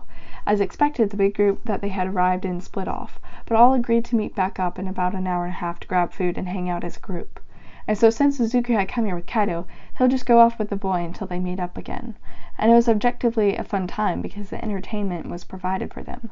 They didn't really need to go into detailed conversation or anything of the sort, because all the entertainment was already there. The music was nice, the rides were fun, and Izuku rode the swings that spun around off the ground twice. And for a snack, Kaido got him a stick of cotton candy. It was just straight up fluffy sugar, but fair food was never meant to be nutritious anyways. "I love fairs," Izuku exclaimed as he stepped off the gravitational ride, one of those fair rides that spun so fast that gravity pulls you down to the back and pins you against the wall. Kaido grins at him. "Good, I'm glad." Izuku turns toward the taller and lets the boy take a bite out of the cotton candy stick that somehow survived the ride. "How about you?" "Oh, fairs?" Kaido thinks about it. "They're fun, I guess. A little childish, but it can be fun. Especially with you," he winks. Izuku rolls his eyes playfully. "You think everything is childish, Kaido." Kaido just grins and shrugs. "I have more refined tastes in activities." Izuku wags his finger at the taller. "If I wasn't so excited here, I might actually take offense to that." Kaido just shakes his head and throws his arms around Izuku's shoulder. "Come on, let's go play a game or something." After about an hour and a half, most of the group migrated back so that they could all grab food near where all the food trucks were. There were plenty of options. They had the classic food fare, onion rings, loaded hot dogs and chili, cheese, french fries, funnel cakes with strawberry cream, and then other fun food trucks, a fried chicken food truck, a mac and cheese food truck, and even a taco truck. Although Issei wasn't particularly known for having great Mexican food, Izuku was starving and wanted some food right then. They all waited for different groups that had split off to come back, and when they all went to order their food, since they were at a fair, it made most sense to grab fair food, since after all they could go get the other food literally anywhere else. But it was hard to find funnel cake or really ridiculous fried concoctions anywhere but at a fair. And so Izuku, Kaido, and some other people, including Katsuki, stood in line to order at the several trucks that sold traditional fare. Izuku ended up getting loaded tater tots, and he and Kaido shared a funnel cake topped with chocolate drizzle, banana slices, and candied walnuts. The group found a nice grassy area with a couple of benches here and there and set up camp, all gathered around in a big group after getting their food to eat or drink. And they had to talk over all the loud music, but it was a good time. Kaido kept on wanting to keep his hands on Izuku's waist, but not liking it that much, Izuku continuously squirms his way out of the touch. There are times and places for Kaido's affection, and in public was not one of them. Izuku didn't want people to get the impression of them, too, not when it would be unfair to Kaido's probably already raised hopes. And so, Hinata fucking slaps the shit out of him and runs off. Denki leaned against the bench and tells the story. The group laughed, and after he was done, Kaido got up to stretch and throw away their trash. That inspired the others to do the same, and everyone else cleaned up after themselves, afterwards splitting off again to slowly go do their own things. "Midoriya, I'm gonna go get some ice cream," Kaido mentioned. "Do you want any?" Izuku thinks on it. Can you just give me a popsicle? Any tropical flavor is good." "Got it," the other says. "Stay here, I'll be back." And so, as everyone kind of shuffles out, except one or two groups that were just chilling, Izuku stands there by himself, just kind of looking off and enjoying the ambience for the most part. He was wondering what Katsuki was doing, but didn't have to any longer when the blonde spoke up from not too far away. "So, he's brunette. Gave you flowers, I heard, and is nice to you," Katsuki says, and Izuku knew what he was referring to. "The fucker is your type, right?" Izuku just looked at Katsuki, hoping his eyes were as longing as his heart was. As the blonde approached closer, Katsuki was wearing green cargo shorts and a black top. Izuku knew it would have been fun to have gone to the fair with Katsuki, but he had already told Kaido weeks ago he'd go with the brunette. But my god, did seeing the boy he was tragically falling for make Izuku want to be near him so badly? Izuku didn't reply, not wanting to admit that Katsuki was everything that he wanted, and that hurt him to even admit. And so, with his hands in his pockets, Katsuki looks up at the sky, filled with smoke from the barbecue pits, and then back down at Izuku with a curious expression. "Do you love him?" Izuku was surprised at the question, but more than that, he was amused. The way Katsuki asked that was so easy, and it made Izuku laugh. He felt as if it was obvious that he didn't. Love was much more special than whatever odd relationship he and Kaido had. Love was much deeper, and if Katsuki couldn't see that, then the blonde obviously didn't have a clear idea of what love was. And so, softly but loud enough for Katsuki to hear, Izuku tells him, "You obviously don't know what love is, if you can ask me that." Katsuki looks away at the comment. "Maybe I don't. Answer me regardless." And as the fairgoers pass by and the bombardment of music plays, the space between the two of them is emphasized as Katsuki seemed to wait for his answer. And after a moment, Izuku smiles sadly and shakes his head. "I don't." Katsuki nods his head at this, and Izuku was curious. "Answer me this, then, Kachan," the greenette proposed. "Why do you want to know?" To that, Katsuki had a very basic answer that didn't really reveal much, as if the blonde could already guess Izuku would ask this and formed a pre-designed response. "Just curious." Izuku was about to open his mouth to say something when Kaido had come back with some ice cream. The athlete had vanilla soft serve, and he handed Izuku a mango-flavored popsicle. "Ah, thank you." Izuku reached out to take hold of it. "It's my pleasure." Kaido grinned at him. "You want to head to the Ferris wheel?" Izuku looked back at Katsuki, who was now back on his phone, and then turned over to Kaido again. Yeah, sure." "Alright, let's go." Kaido nodded to him before ushering Izuku forward, and about to trail behind when something drops out of his back pocket, and the brunette kept on walking a couple more meters before Katsuki called out, "Oi, fuckface." Katsuki put his phone back in his pocket and alerted his teammate. Kaido turned his head, expecting something snarky, and already looked annoyed. "What is it, Cap?" "You dropped your damn wallet." Katsuki rolled his eyes. Although he fucking hated Kaido as anyone could figure, Izuku knew that Katsuki will always look out for his teammates. He wouldn't be so attentive to their progress if he didn't care at all.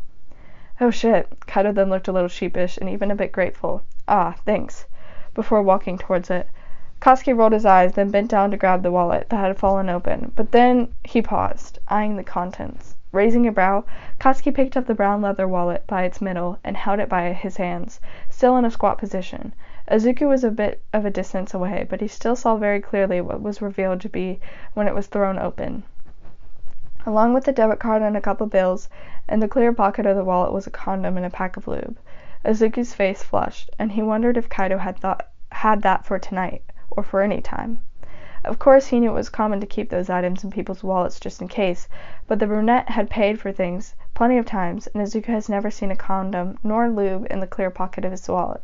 Katsuki stares at it, face blank, before standing up and moving his gaze towards where Kaido approached.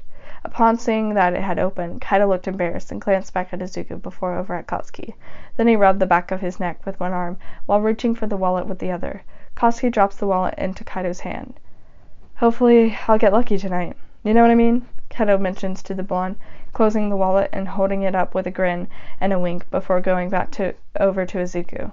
Not really wanting to confront Kaido after that awkward reveal, Izuku buys himself a couple more seconds and says, "I forgot to throw away my wrapper," and headed back towards the trash can with his popsicle wrapper still in his hand, closer to where Katsuki was. His face was flushed red.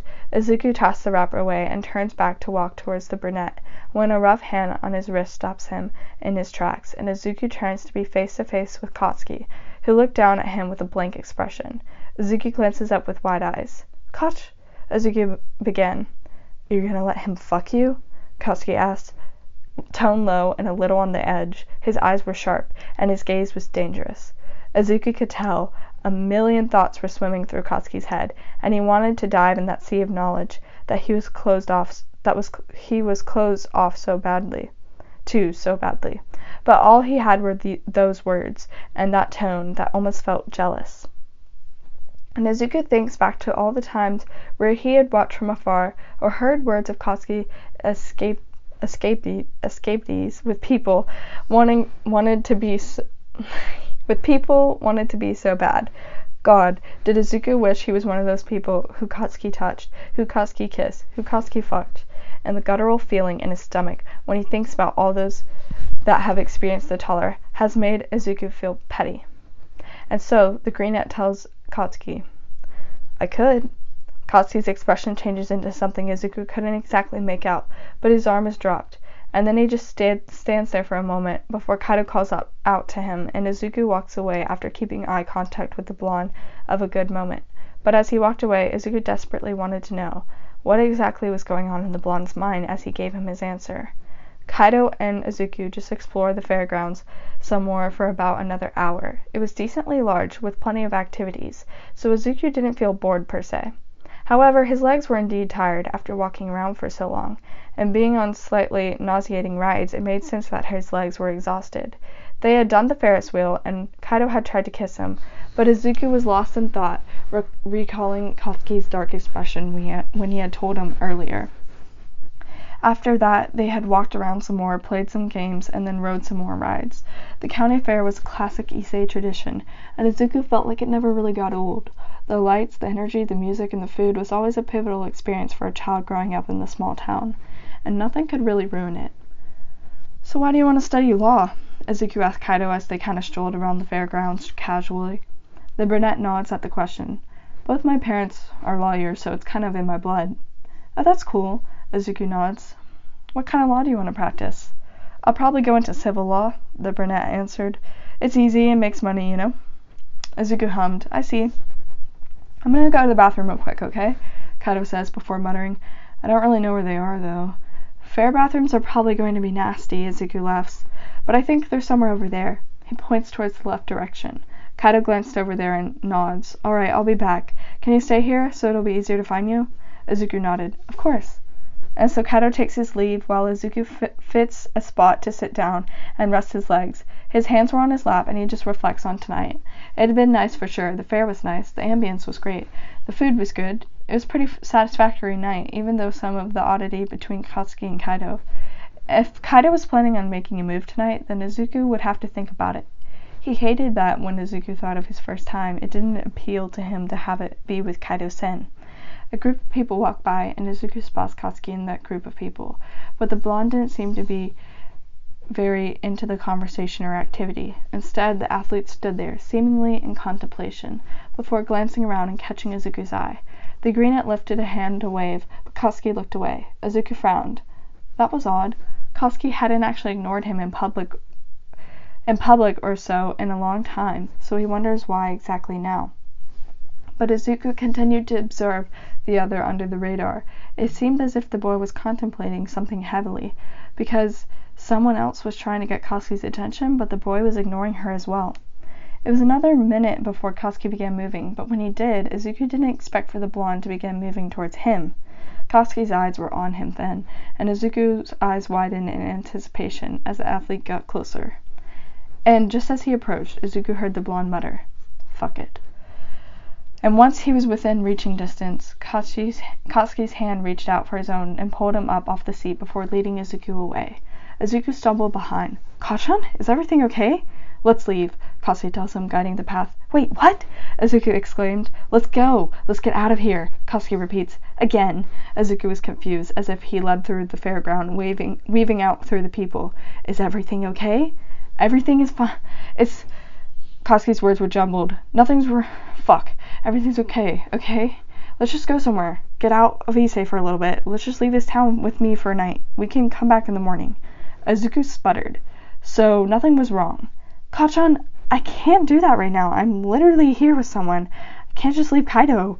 "Leave him," Katsuki tells Izuku. "Tell him you're not feeling well." Izuku shook his head. "Kachan, I can't just do that." "And why not?" Katsuki argued. Izuku shook his head out of Katsuki's grasp and looked over to the blonde concerned. "Kachan, what is up with you right now? Why do we have to leave?" "Nothing's up," Katsuki states. Izuku frowns. "You're obviously lying." They were just in the middle of people's walkway having this conversation. "I told you that you need to be okay with it." "It's fucking hard, okay?" Katsuki frustratedly replied.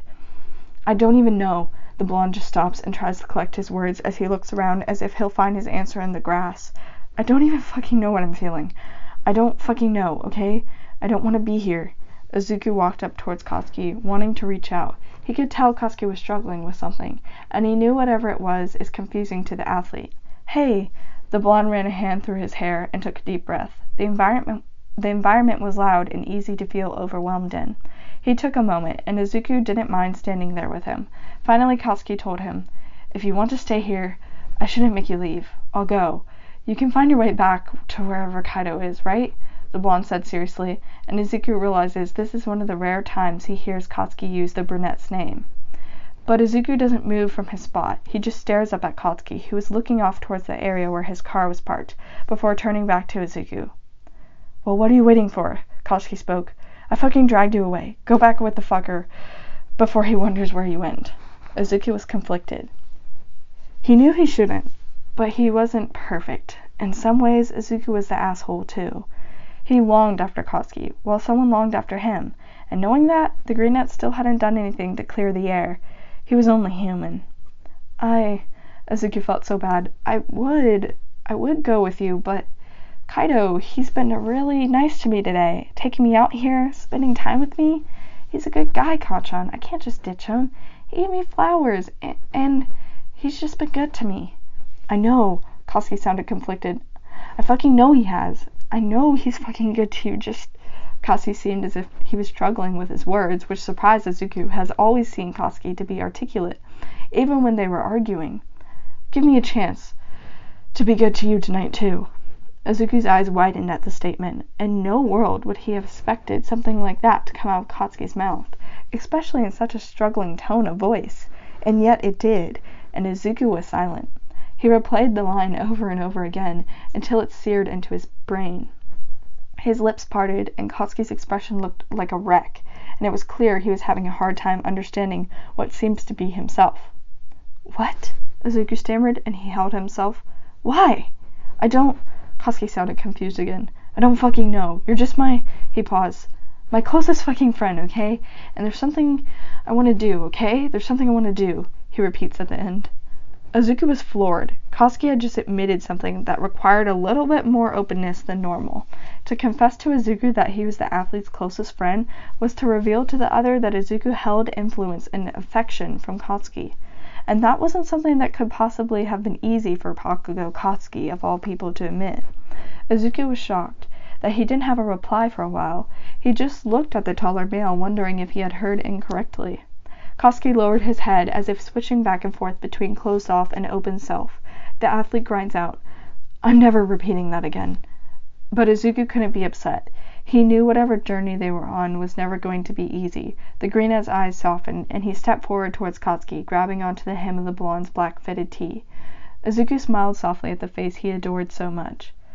"Okay, let's go," Izuku tells him. Katsuki just looks at the other, eyes surprised, and Izuku pulls out his phone, where he already saw a couple of text messages and 2 phone calls from Kaido. He wanted to be better to Kaido, who had been nice to him this whole time. Izuku felt like an asshole. He did, but he always knew that he won't find the will to do anything about it. He calls the brunette who had given him flowers and treated him this entire day, with guilt laced in his voice. Kaido? On the other line, the boy in question exclaimed, Midoriya, where are you at? I can't find you. I know. Izuku looked down at the ground. His words were stained because he knew the pain of not being chosen, and he knew how shitty this was going to feel for Kaido. Izuku wanted to cry at how useless he was against Katsuki's words and requests. Are you with people right now? Yeah, Kaido replies. I saw some of my guys and headed over. They didn't see you, and said that Bakudeku had just disappeared. He's with me right now. Izuku wanted to tell the truth, and his voice was about to break, because he knew it was going to hurt, and he was such an asshole for this, he knew that too. But he wasn't a perfect person, and he didn't make decisions that will satisfy everyone. Right now he was being selfish, and he was going to be so mad at himself for this later, but he could only fight so much. He wasn't going to lie or make up something so that Kaido would feel better about himself, because that would just be unfair to the other, who has to be honest about his feelings towards Izuku, while Izuku had only been partially giving of his own. Kaido was silent on the other line, and Izuku was silently shoved to the side by a family walking past. It was all so hectic, and he was just standing there on the phone wanting to cry because he was inflicting a type of pain on somebody that had been inflicted on himself. We're going to leave early. Izuku is in pain with every word. I still wanted to tell you that I'm very grateful for your company today. He felt like he was just making the situation worse. You're very sweet and attentive and honest, and if you want me to, I'll make it up to you. But I just have to go. Kaido didn't say anything for a while, and Izuku didn't blame him. He wasn't going to ask the other to say something, just so that it will ease Izuku's feelings, because this wasn't about his feelings. He was hurting someone else, and if Kaido didn't want to talk to him because he was essentially ditched, then Izuku would have to accept that. You know how I feel about him, Kaido began. Izuku knew. I do. Another pause. And you're just still gonna go off with him somewhere. This time Izuku was the one who stayed silent. It was horrible. And then the brunette tells him, Okay, I get it. Stay safe. But Midoriya, Kaido continues. The doe-eyed boy looks down. Yes? You're honest too, Kaido tells him. You might not say things you mean, but I can see the truth in your expression, and in the way you act. I was playing a losing game from the start, the boy laughs, so I guess it's my own damn fault. This was not the place to have this conversation. Izuku looks around, upset that he had been so obvious. It must have hurt more. Kaido, I'm not done, the brunette speaks through the line. This is not me being jealous, but me being a friend. I want to warn you now. He's never going to feel the same, you know. Izuku knew exactly what he was referring to. He's kinder to you, he's more attentive and caring to you, I admit all of that.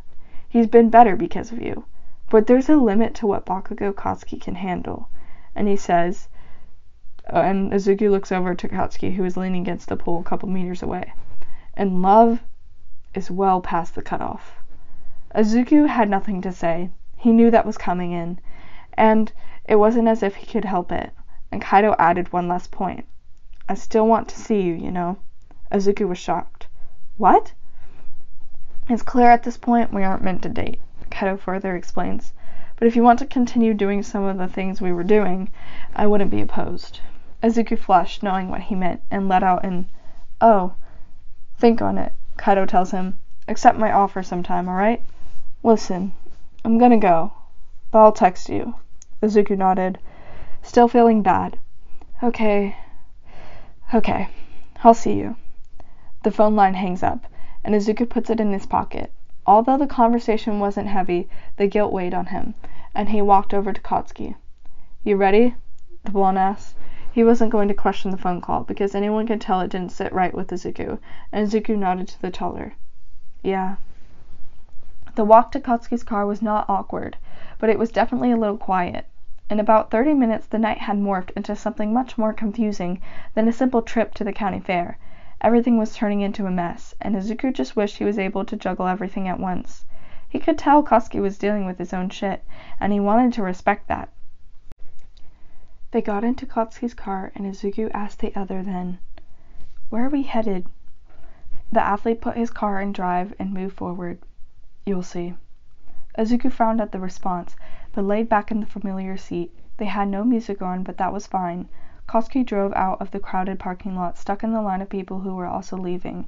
And then, when they were finally out on the main road, Izuku turned his head to look over at the driver. "Kachan?" Izuku asked. The other hummed. "Are you okay?" Izuku genuinely wanted to know, and his hands played with the seatbelt as he waited for a reply. The blonde nodded, and reached a hand out to ruffle Izuku's hair. "I'm fine."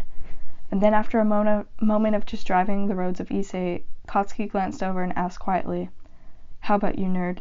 He pauses. "Are you okay?" Izuku blinked and thought about it. He was now pretty relaxed, and so he nodded. "I'm okay."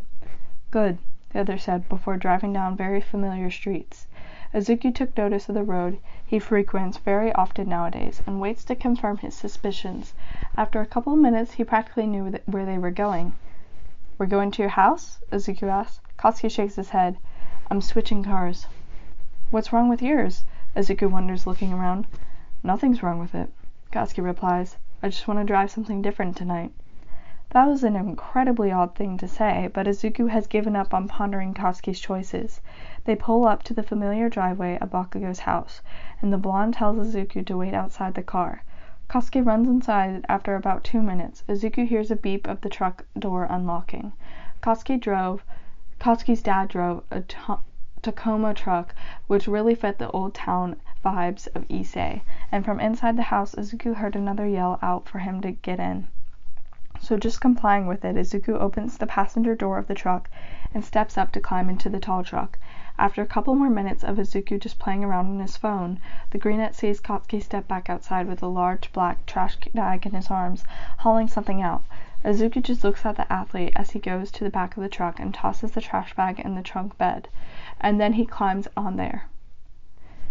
There is some sound back there for a couple minutes before he hears the truck bed door closing, and Katsuki climbs into the driver's seat, putting the key in the ignition and cranking the engine on. "What did you throw back there?" Izuku asks. Katsuki backs out of the driveway while responding, "Just some supplies." "What, are we covering up a murder or something?" Izuku chuckles lightly. "That bag was stuffed." "You're right on the money," Katsuki joked, and then they began driving out. This time Katsuki put on the music, and Izuku relaxed in his seat. Arthur's Theme by Christopher Cross played on the radio, and the blonde drives with one hand as they hit the highway and cruise out of the small town, and what seemed like further into the countryside. There was no light out here except for their headlights and the moon rays, and so Izuku could barely see the landscape on either side of them. If he squints, he can see the dark silhouette of the mountains that the captain expanded out of Ise. Katsuki's mysterious location was making Izuku highly curious, but he knew they were driving for a while. About 40 minutes in, Katsuki pulled into a gas station. "We're nearly there, but let's grab some snacks and water." The gas station had bright fluorescent lights, and they were the only ones there. It was a very sleepy gas station with a small store inside. Since it was in the middle of nowhere, there didn't seem to be much business. It had a very liminal feel to it. The loud truck engine stopped, and both boys hopped out and stepped inside of the gas station. The clerk was boredly reading a magazine when they came in, not bothering to look up, and so Izuku and Katsuki browsed the aisles for snacks, after a while of contemplating and arguing over which candy was worse between Sour Patch Kids and Mike and Ike's. Izuku grabbed some raspberry chocolates and a water, and Katsuki grabbed some freeze-dried fruit and a cherry Gatorade. The cashier looked utterly bored as they checked out, and the two boys laughed about it once they left the store and was back on the road again. And they drive about for another 10 minutes before Katsuki began to take some weird turns, and they were not out of the farmland and more into a forest-like land. Everything was extremely dark that Izuku wondered if the blonde knew where he was going. Deciding he'll trust Katsuki's sense of direction, Izuku just hums along to the music as he sits there. "We're approaching," Katsuki announces. "Close your eyes." "My eyes?" Izuku laughed. "Why?" "It'll be cooler." Katsuki rolls his own down. "Just do it." Izuku gives in. All right. He closes his eyes. And that is when they go off the road. Did we just go off the road? Izuku asked, feeling the immediate bumpiness of the new terrain. Obviously, Katsuki responded. Izuku hummed. Is that why we're taking the truck? Is it better for this terrain, right? The way the boy replied was incredibly cryptic. Partially. The uneven terrain goes for another 5 minutes, and Izuku wonders why they are going off-roading like this. Maybe Katsuki really did need to bury a body and wanted to risk no chance of anyone besides him finding out the location. The thought that humored him, and he laughed to himself. What are you giggling about over there, nerd? Katsuki asked. Izuku just grinned to himself but shook his head. Nothing important. Are we there yet? My eyes are tired. They're literally closed. How the fuck are they tired? Katsuki begged the question. From squeezing them shut, Izuku explained. No one told you to squeeze your eyes shut, idiot. Katsuki barked, and then he pulled to a stop. Izuku waited until further instructions, and so he just sat there tapping his lap patiently. He unhooked his seatbelt, and Katsuki left the truck for a couple minutes. Izuku left with the sounds of crickets and cicadas. He heard rummaging around, and then after a moment the passenger side of the door opened. Can I open my eyes now? Izuku started, but before he could finish his statement, he felt a strong pair of arms around his waist, and Izuku was lifted out of the seat and thrown over Katsuki's shoulder. Izuku opened his eyes, but then was disoriented by the fact that he was upside down, now moving that he couldn't recognize anything until he was brought around and sat down on the edge of the truck bed with a thud, and Katsuki let go of him. Izuku sat with his legs dangling out the side, and he adjusted his vision. He was immediately confused, but took everything in. They were in a field, that was for sure, one that stretched for a while on every side of them. Considering they were in the middle and surrounded by 360 degrees of forest line, the grass was up to their mid-calves. Looking back at the truck bed, the black trash bag was carrying a big, thick comforter that was now laid on the back with a couple of pillows. 2 thick throw blankets were tossed in the back randomly, and the bag of snacks they grabbed from the gas station was thrown back there too. But what shocked Izuku the most was that what was in the fields? Flowers. But not just any flowers. Flowers of a certain color. Yellow. He stared at them, what seemed to be like thousands of them. He felt speechless, so much that Izuku felt as if he had to ask. Why are we here? Izuku whispered, almost shocked. His eyes were wide. His lungs felt like they were going to collapse from awe. Katsuki stares around, looking at the tall grass, and looks out as well. It's quiet for a moment, but then the blonde tells him, because. Katsuki's deep voice broke through the quiet. You said you like it. You said you liked it. Izuku's eyes widened in recognition, and his voice spoke up before his brain even caught up. Like what? And then Katsuki looks up to the sky and recites something Izuku said from so long ago it felt. You said you liked it, remember? The thought of laying in a field somewhere, with yellow flowers, and looking up at the stars, so that it would feel like you're floating in them. And Izuku right then felt the world go numb. And all he heard, all he saw, all he felt was Katsuki. Katsuki and his beautiful face, and his beautiful words. He couldn't breathe. The parallel hit him in the face. He remembered the times where he had said the same thing to Katsuki before, the same pattern of asking why they were somewhere, the same pattern of the reasoning being because the other liked something. Except all those other times it had been Izuku had been doing such things. It had been Izuku had picked out carefully curated things that he knew Katsuki would specifically like. But this time Katsuki had done something for him. Izuku remembered that conversation. It had been the night that they went to the drive-in theater and watched the horror movie.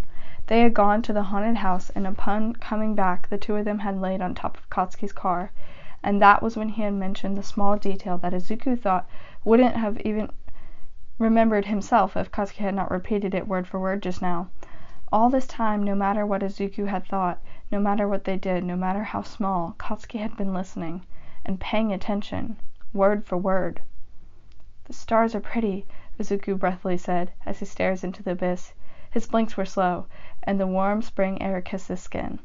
Katsuki tilted his head up to look at them. Izuku continued. He thinks about it. I like the thought of laying in a field somewhere, with yellow flowers, and looking up at the stars, so it feels like I'm floating in them. Izuku just recalls the conversation now, but he wanted to tear up.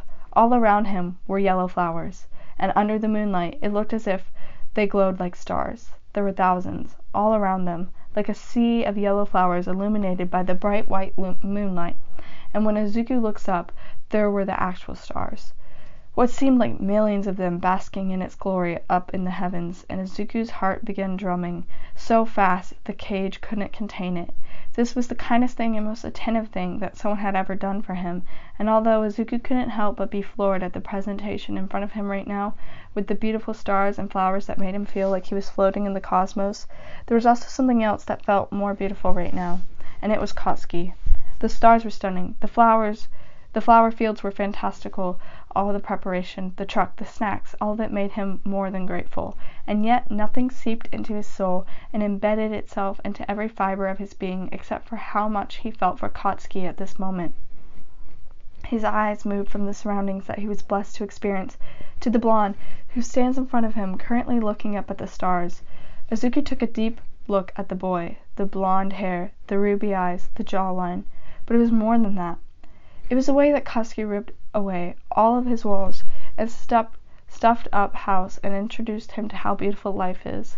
It was the way Katsuki cared for him and showed his affection in a way that never coddled him or placed any expectations on him. And the way Katsuki didn't care about the baggage or restrictions that Izuku's life was plagued with, and stood up to the problems that everyone has given up on or ignored. Izuku stared at Katsuki, fire in his eyes, and he knew what this was. He knew that everything up until now had been building up to this realization. It had been coming for a while, and he knew he was falling in love, but no longer was he falling.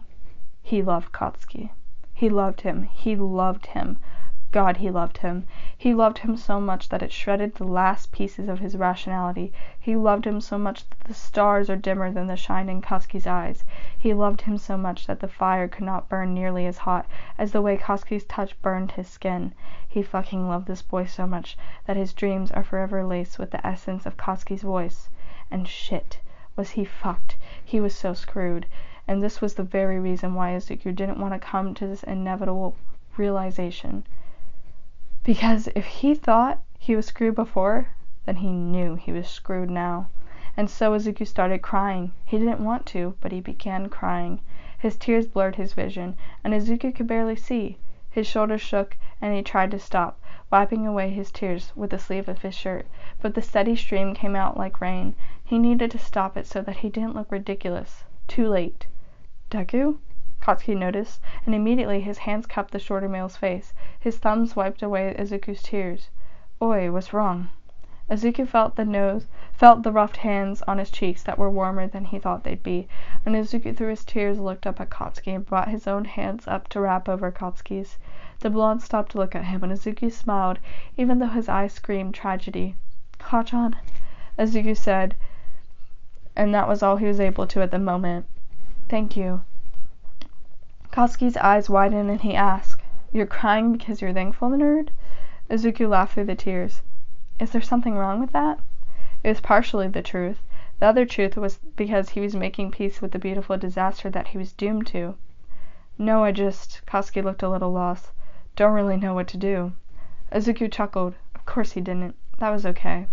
He threw his arms over Katsuki's shoulder and jumped on the boy in a big hug, and Katsuki, after a moment of shock, held on to him.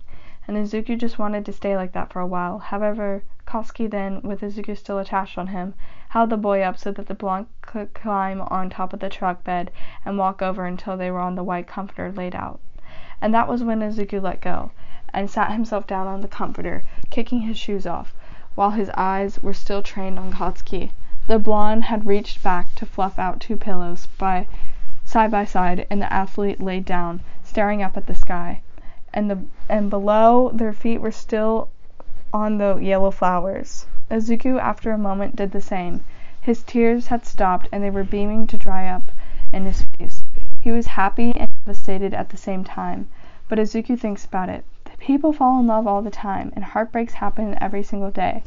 But was anyone else's heartbreak this beautiful? Was anyone else's heartbreak attached to dozens of adventures and moments like this that he'll never forget? Did anyone else's heartbreak take him out to a field at night and set up a bed for him amongst the stars? No. If heartbreak was this beautiful, Izuku wouldn't mind it shattering. They lay there for a long time and watched the stars and ate their snacks. Katsuki had connected his Bluetooth and they listened to Never Gonna Let You Go by Sorego Mendes. It was memorizing and their conversation was quiet. It was as if they were scared the spell would break if they spoke too loud. It was gorgeous, and the fireflies that would flicker once in a while added to the heavens-like ambience. Katsuki leaned his head close and began to point out the constellations to Izuku. The boy in question listened intently and looked down at Katsuki's arms where he was pointing. "That one right there is Jupiter," Katsuki informed. "You see that really bright one?" Izuku nodded. "Yeah, that's Jupiter?"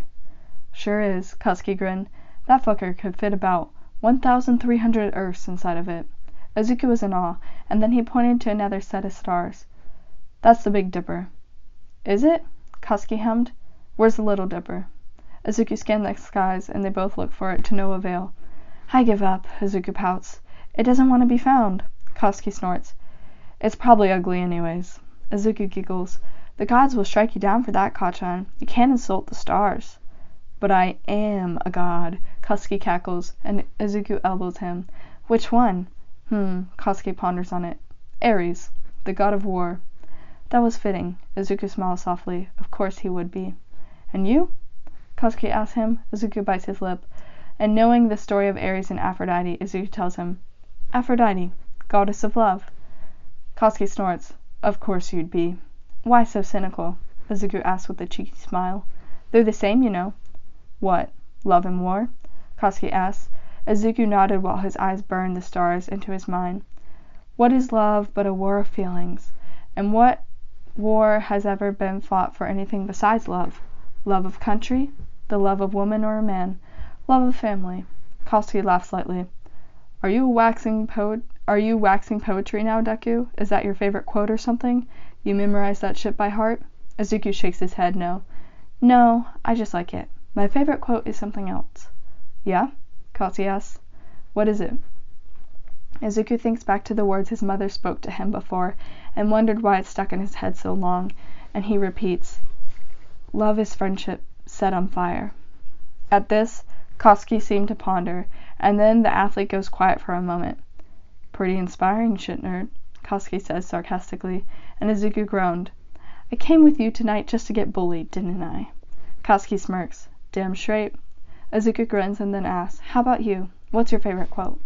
"My favorite quote?" Katsuki asks, and then thinks about it long and hard, so long that Izuku wasn't even sure he was going to reply. However, eventually Katsuki did speak up, and the boy said, "Someone once told me, as someone who is always on the ground, seeing you fly, no matter how high, is good enough for me." I thought about that one for a while. Izuku turns his head and looks at Katsuki, expression eyes showing awe, and he didn't know how the boy he loved could say something like that to him so inconsiderately to his feelings. The greenette continues to look at him, wanting nothing more than to be closer. And after a moment Katsuki catches on that someone was staring at him, and the blonde looked over from his place on the comforter. Those red eyes shone under the moonlight, and Katsuki's lips, my God, Katsuki's lips were tempting, and Izuku could still remember the sensations of them. He remembers Katsuki's hands on his waist. He remembers all of it. He wanted it so badly, the person he loved. Could he at least have it this night, if nothing else? "Kachan?" Izuku calls out quietly. Katsuki keeps his eye contact and hums. "What is it?" "Remember what you told me that one night?" Izuku asks. "That I won't want you in the morning?" And the blonde listens and looks at him for a while before replying. "I remember." "And then I asked you what if I did?" Izuku felt his heart race, and he tried to keep his tone steady. "And you said I wouldn't." Katsuki in a low tone asked him, "What are you trying to get at?" "Kachan?" Izuku wondered if he could at least have this, and just said it. "What if I told you I wanted you, like that, just for tonight?" The boy in question seemed shocked at the statement, and seemed like he didn't know what to say. Izuku reached a hand out, but before he could, the blonde held him back. "You don't know what you're fucking saying." Katsuki rolled onto his side and forward so that he was partially on top of Izuku, preventing his hand from touching him. Izuku was afraid of this. His heart raced even faster, but he couldn't just give up. Not like this. "Why don't I?" I'm sound-minded. I'm not under the influence. Why can't I want this? Because you know how I am with this shit, Koski warned. I fuck. I don't do any of the fluffy bullshit you want. Izuku furrowed his brows, and although Koski was right, he wanted to save his pride. And who said I wanted that? Koski laughs. Deku, the fucking way you act, there's no way. Don't assume you know what I want. Izuku was defensive, even though Koski was right. No? Koski doesn't believe him. Am I wrong then? Izuku didn't want to straight up lie, so he diverts. If you don't see me that way, then just say that. It's fine. That's not fucking it. Koski sits up and then looks conflicted, hands going through his hair. Shut the fuck up. Then what is the problem? Izuku asks, sitting up with him. But Koski says nothing, looks out onto the yellow fields, and Izuku was afraid he had just fucked up, and to be fair, he probably did. His heart was already beginning to crack, and he had been hoping that if he couldn't receive Koski's love, then he could at least have this. Izuku decides to get upset and petty. I could be getting fucked right now. In reference to Kaido. The blonde didn't like this comment. Evident by the way Koski's body seemed to tense up next to him, and the next sentence that leaves the boy's mouth. With someone like Fuckface, he would never be able to fucking satisfy you. Koski's tone was low. Izuku's breath hitched, and he asked then, Kachan, tell me why you hate the idea of me being with Kaido. Koski's face soured and he turned away, but Izuku reached over to pull the blonde's jaw to face him, and his left hand on Koski's face. Tell me, Izuku pleaded with him in a whisper. I don't fucking like him, Koski growled. That's it? Izuku looks with his big eyes. Koski confirms unconvincingly. That's fucking it. Izuku shakes his head and laughs. You don't like Ida-kun, but you don't care about me being friends with him. That's different, the blonde argues with him, voice holding a tone of warning. Izuku pretends he doesn't understand. How so? Koski grabs Izuku's hands off his face and takes a hold of Izuku's jaw, making sure the other listens as venom spills from his lips. Four Eyes doesn't want to fuck you. Four Eyes doesn't want to shove his dick in your mouth. His voice gets darker by the sentence. Four Eyes doesn't want to bend you over and split you apart with his cock. Kaido does. Those filthy words coming out of Koski's mouth was making Izuku feel twisted things. He knew what he wanted, more than ever. Izuku leans in a bit. And why can't Kaido fuck me? Why can't he bend me over, Kachan? Why can't he split me open with his cock? You won't. Koski's eyes burned with a similar rage he saw that one night, but no words left his lips. Izuku's face lets closer, and he says softly, Kachan, I've sucked his dick. He's had fingers in me. Izuku then watches as Koski's grip on his jaw gets a little tighter, but not enough to hurt him. Koski looked like he wanted to kill. Did he now? Izuku nodded innocently. What are you gonna do about it? You fucking bitch. Koski's sweet breath mingled with his, and they were so damn close. You know exactly what you're doing, don't you? The doe-eyed boy pushed more. Should I tell you more? Should I tell you how many fingers he put in me? His lips brushed up against Koski's, and the blonde's hands were holding his waist firmly. Say another word. 4. He stretched me out real well, Kachan. Izuku wanted Koski so badly that he found boldness he didn't know he had. I was on all 4, and then suddenly Izuku was slammed back on the comforter, and Koski's lips were on him in an instant. Izuku lost all breath, and Koski's lips were on his, biting and tugging, until they were sure to be bruised. Izuku melted into the pleasure, and the sensation of having the athlete on top of him, kissing him deeply and angrily, would never leave his mind. Izuku's body was pinned down to the bed of the truck, and there were hands on his waist, hands going up his torso, hands on his face, fingers on his neck. Touching everywhere. All of these sensations, Izuku couldn't fucking breathe. Koski pulled away only a centimeter to angrily whisper, I'm gonna fuck you open, and you're gonna scream for me.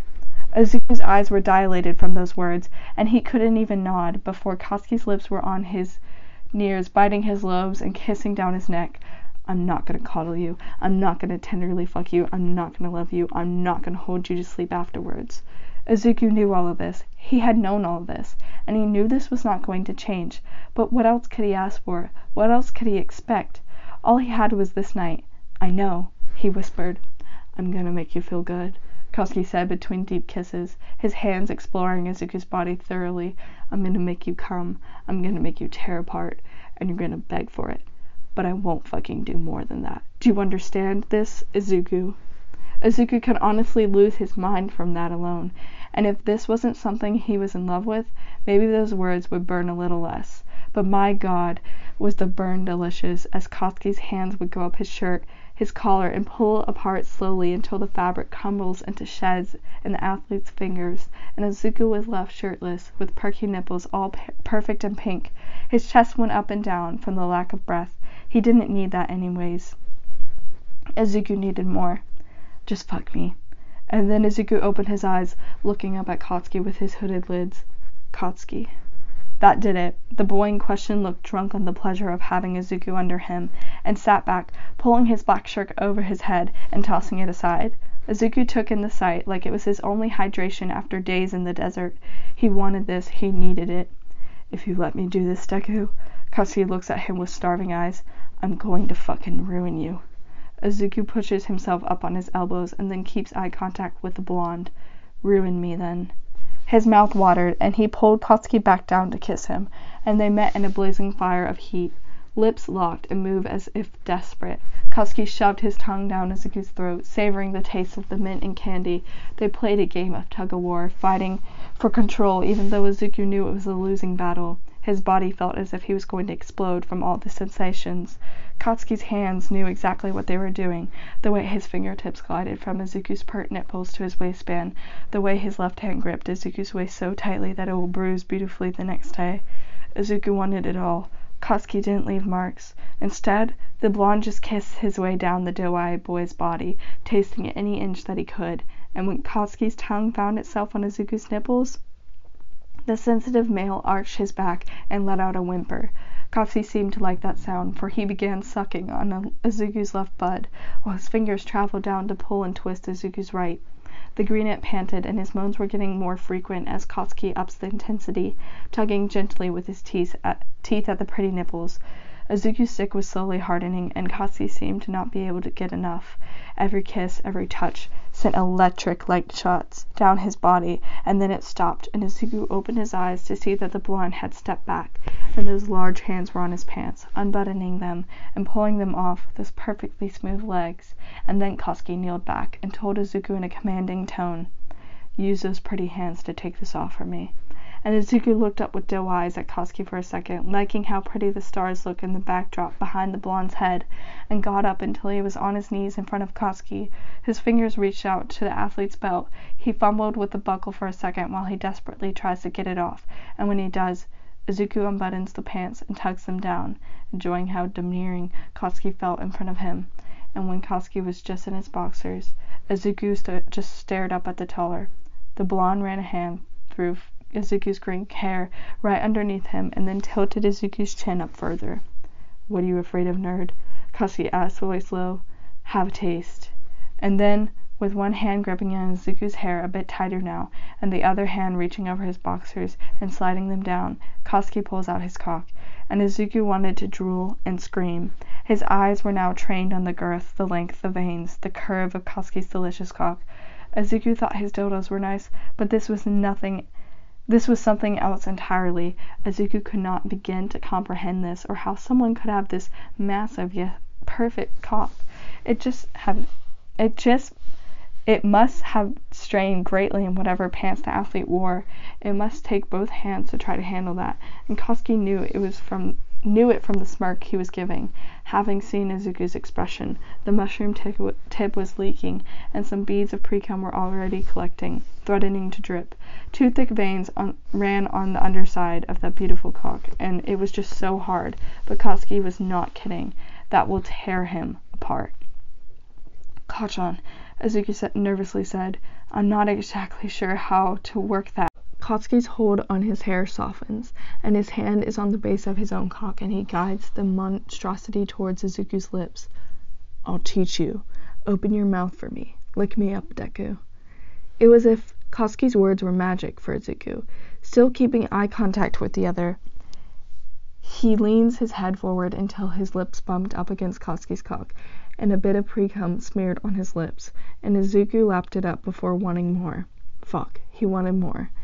Izuku brought his hands up to the base of the thick cock, replacing Koski's own, and he brought the swollen tip into his mouth, drinking up as much pre-cum as he could. Koski's cock tasted so good, and my god, it was so big. Izuku felt as if he was struggling to put the girth in. That's right. Koski almost cooed him. Take me in, just like that. The praise fueled something in Izuku, and he wanted so badly to take it in more. And so the greenette continues to not just suck on the tip, but take in deeper. It would be impossible to really shove it all in, but Izuku did his best, and slowly took in more of the cock with every bob of his head. Going slow at first, the sweet and drawn-out sensation made Koski turn his head up towards the sky in pleasure. Seeing this ignited a hot flame in Izuku, and he began to go faster. The pick up and pace made the blonde look back down, and raise an eyebrow at how eager Izuku looked, lips wrapped around his cock like that, and moving faster by the moment. He was doing so good, but Koski wanted to make him choke.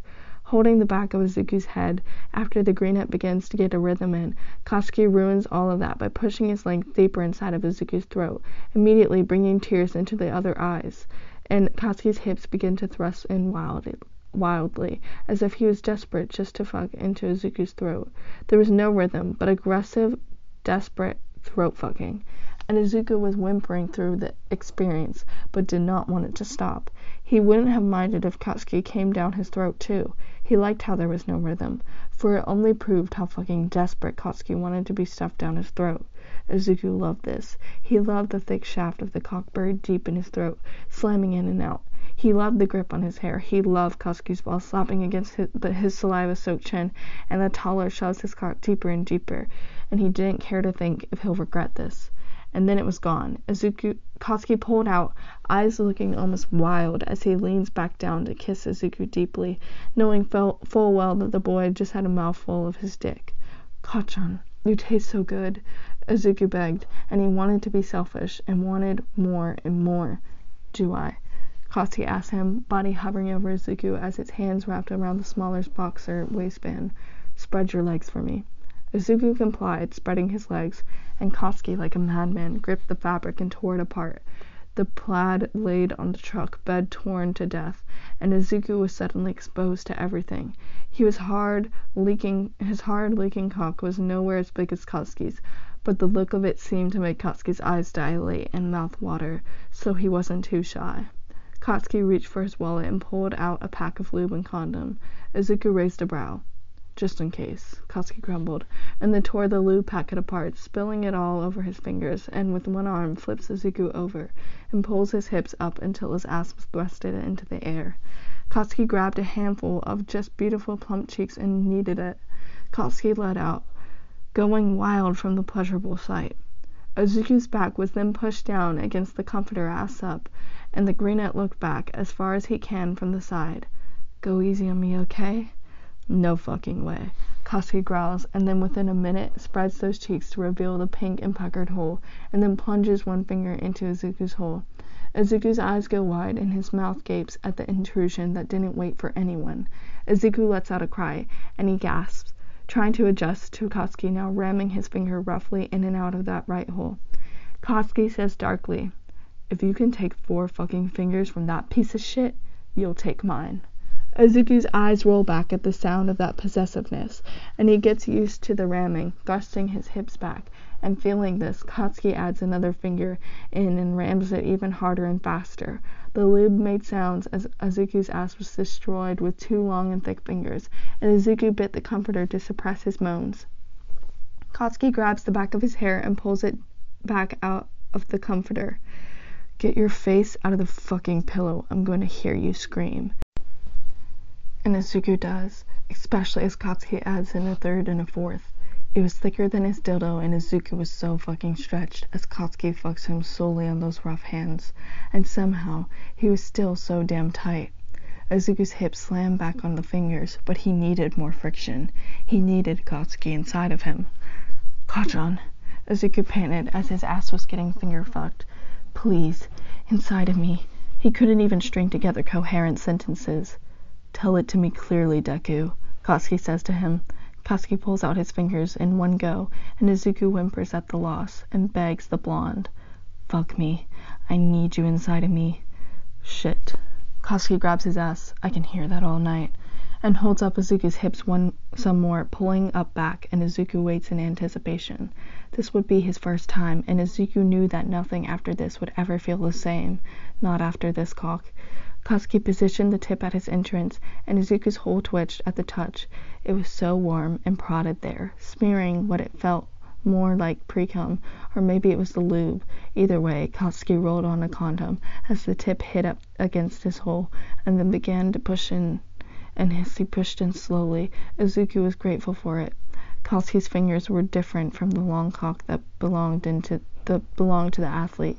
Izuku let out small cries and moans the entire time that Katsuki was trying to get his dick situated all the way inside of his ass. Izuku could not actually fucking believe it. He was getting fucked by the one person who he's always been beside since he was little, the person who he's watched fly for so long, and the greenet couldn't help but revel in the fact that Bakudeku Katsuki's cock was getting pushed deep inside of him, so deep that it felt like his stomach was getting filled up. And then, after what seemed like forever, Katsuki bottomed out, and Izuku could barely breathe from how filled he was. Katsuki cooed him the entire time, waiting for the shorter male to give the go-ahead, and Izuku stays there, head buried in the comforter, collecting himself and trying to clear the pain out of his body. For a little bit longer, and in the entire time, Katsuki's hands touched him all over, and his lips kissed the greenet's neck and down parts of Izuku's back. Finally, the doe-eyed boy turns back and begs to the taller, "Move." And Katsuki does just that. The blonde was not merciful. Waiting for Izuku to be acclimated to the size of his cock first entering was the last ounce of consideration that Katsuki had, because after that point, the blonde goes batshit, losing complete control as he pulls out and then pushes in immediately, and Izuku lets out a cry of both pain and pleasure and tells Katsuki to keep going. He didn't need to, because Katsuki's pace was brutal. Not only was his pace brutal, the power in each thrust was insane. Izuku never imagined what his first time would feel like, but he couldn't imagine he would feel this full, this wrecked, or this fucking amazing. Every push inside of his ring of his muscle made Izuku want to see stars more than he already was seeing them above. The music had stopped, and all the sound was natural outside and the sopping of Katsuki's cock inside of Izuku's lubed-up hole.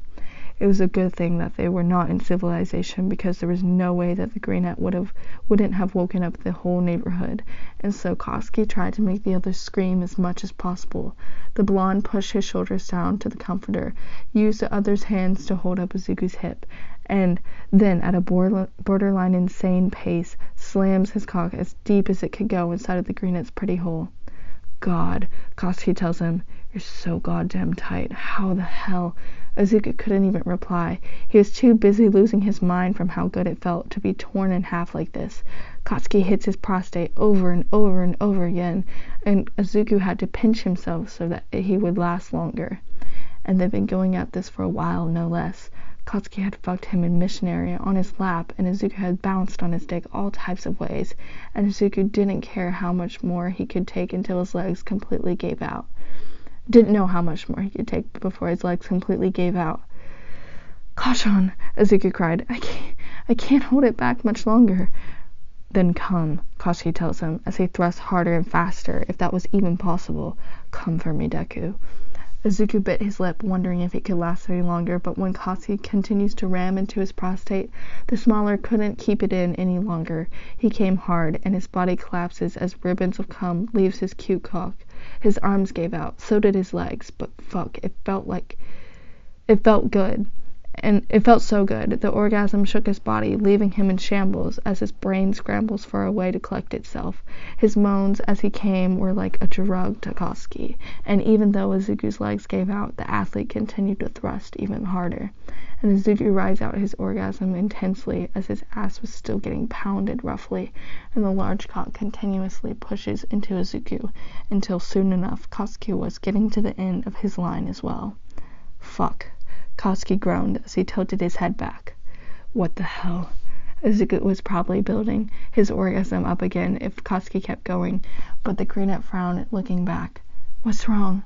I'm gonna come, Katsuki said, looking down at his dick as he keeps hitting it from behind. I don't ever fucking come this fast.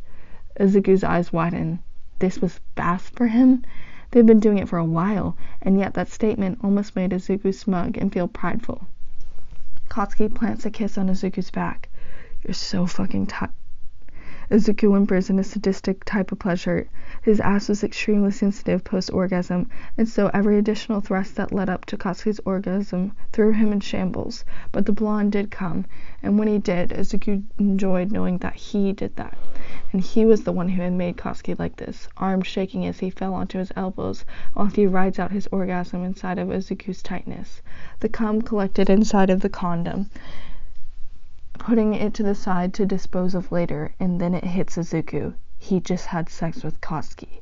He just fucking had sex with Bakudeku Katsuki, the boy he was in love with, the boy he should definitely not have done this with, the boy who had been in a dry spell for what felt like a while, just to break it with Midoriya Izuku. And this clarity gave him both a feeling of further doom, yet a desire for more. This sex was something he knew he would want again. The sensations, the kisses, the touching, the sounds. Izuku knew he'll be thinking about this for days to come. The only question was if the other felt the same. They lay there side by side for a moment, unsure of how to navigate their new development. Izuku was afraid of any word to lead to awkwardness, and so he continues to look at the stars and fields for a little while longer, as they let their heart rate calm down and their breathing go back to normal. Still naked, they just lay there and pray no bugs come for them. Finally, Katsuki mentions once more, deep voice breaking the silence of the night air. Remember what I said? He hesitated. You're not going to coddle me, love me, or fuck me tenderly. Izuku finished with a soft voice, and then he went quiet. I know, Kachan, I know. And then it goes back to silence again. He was really at a loss of how to navigate this. Tonight had been a fucking ride. He had simultaneously accepted that he was in love with Katsuki while having sex with the boy in question, pretending that the blonde's indifference didn't bother him when it did.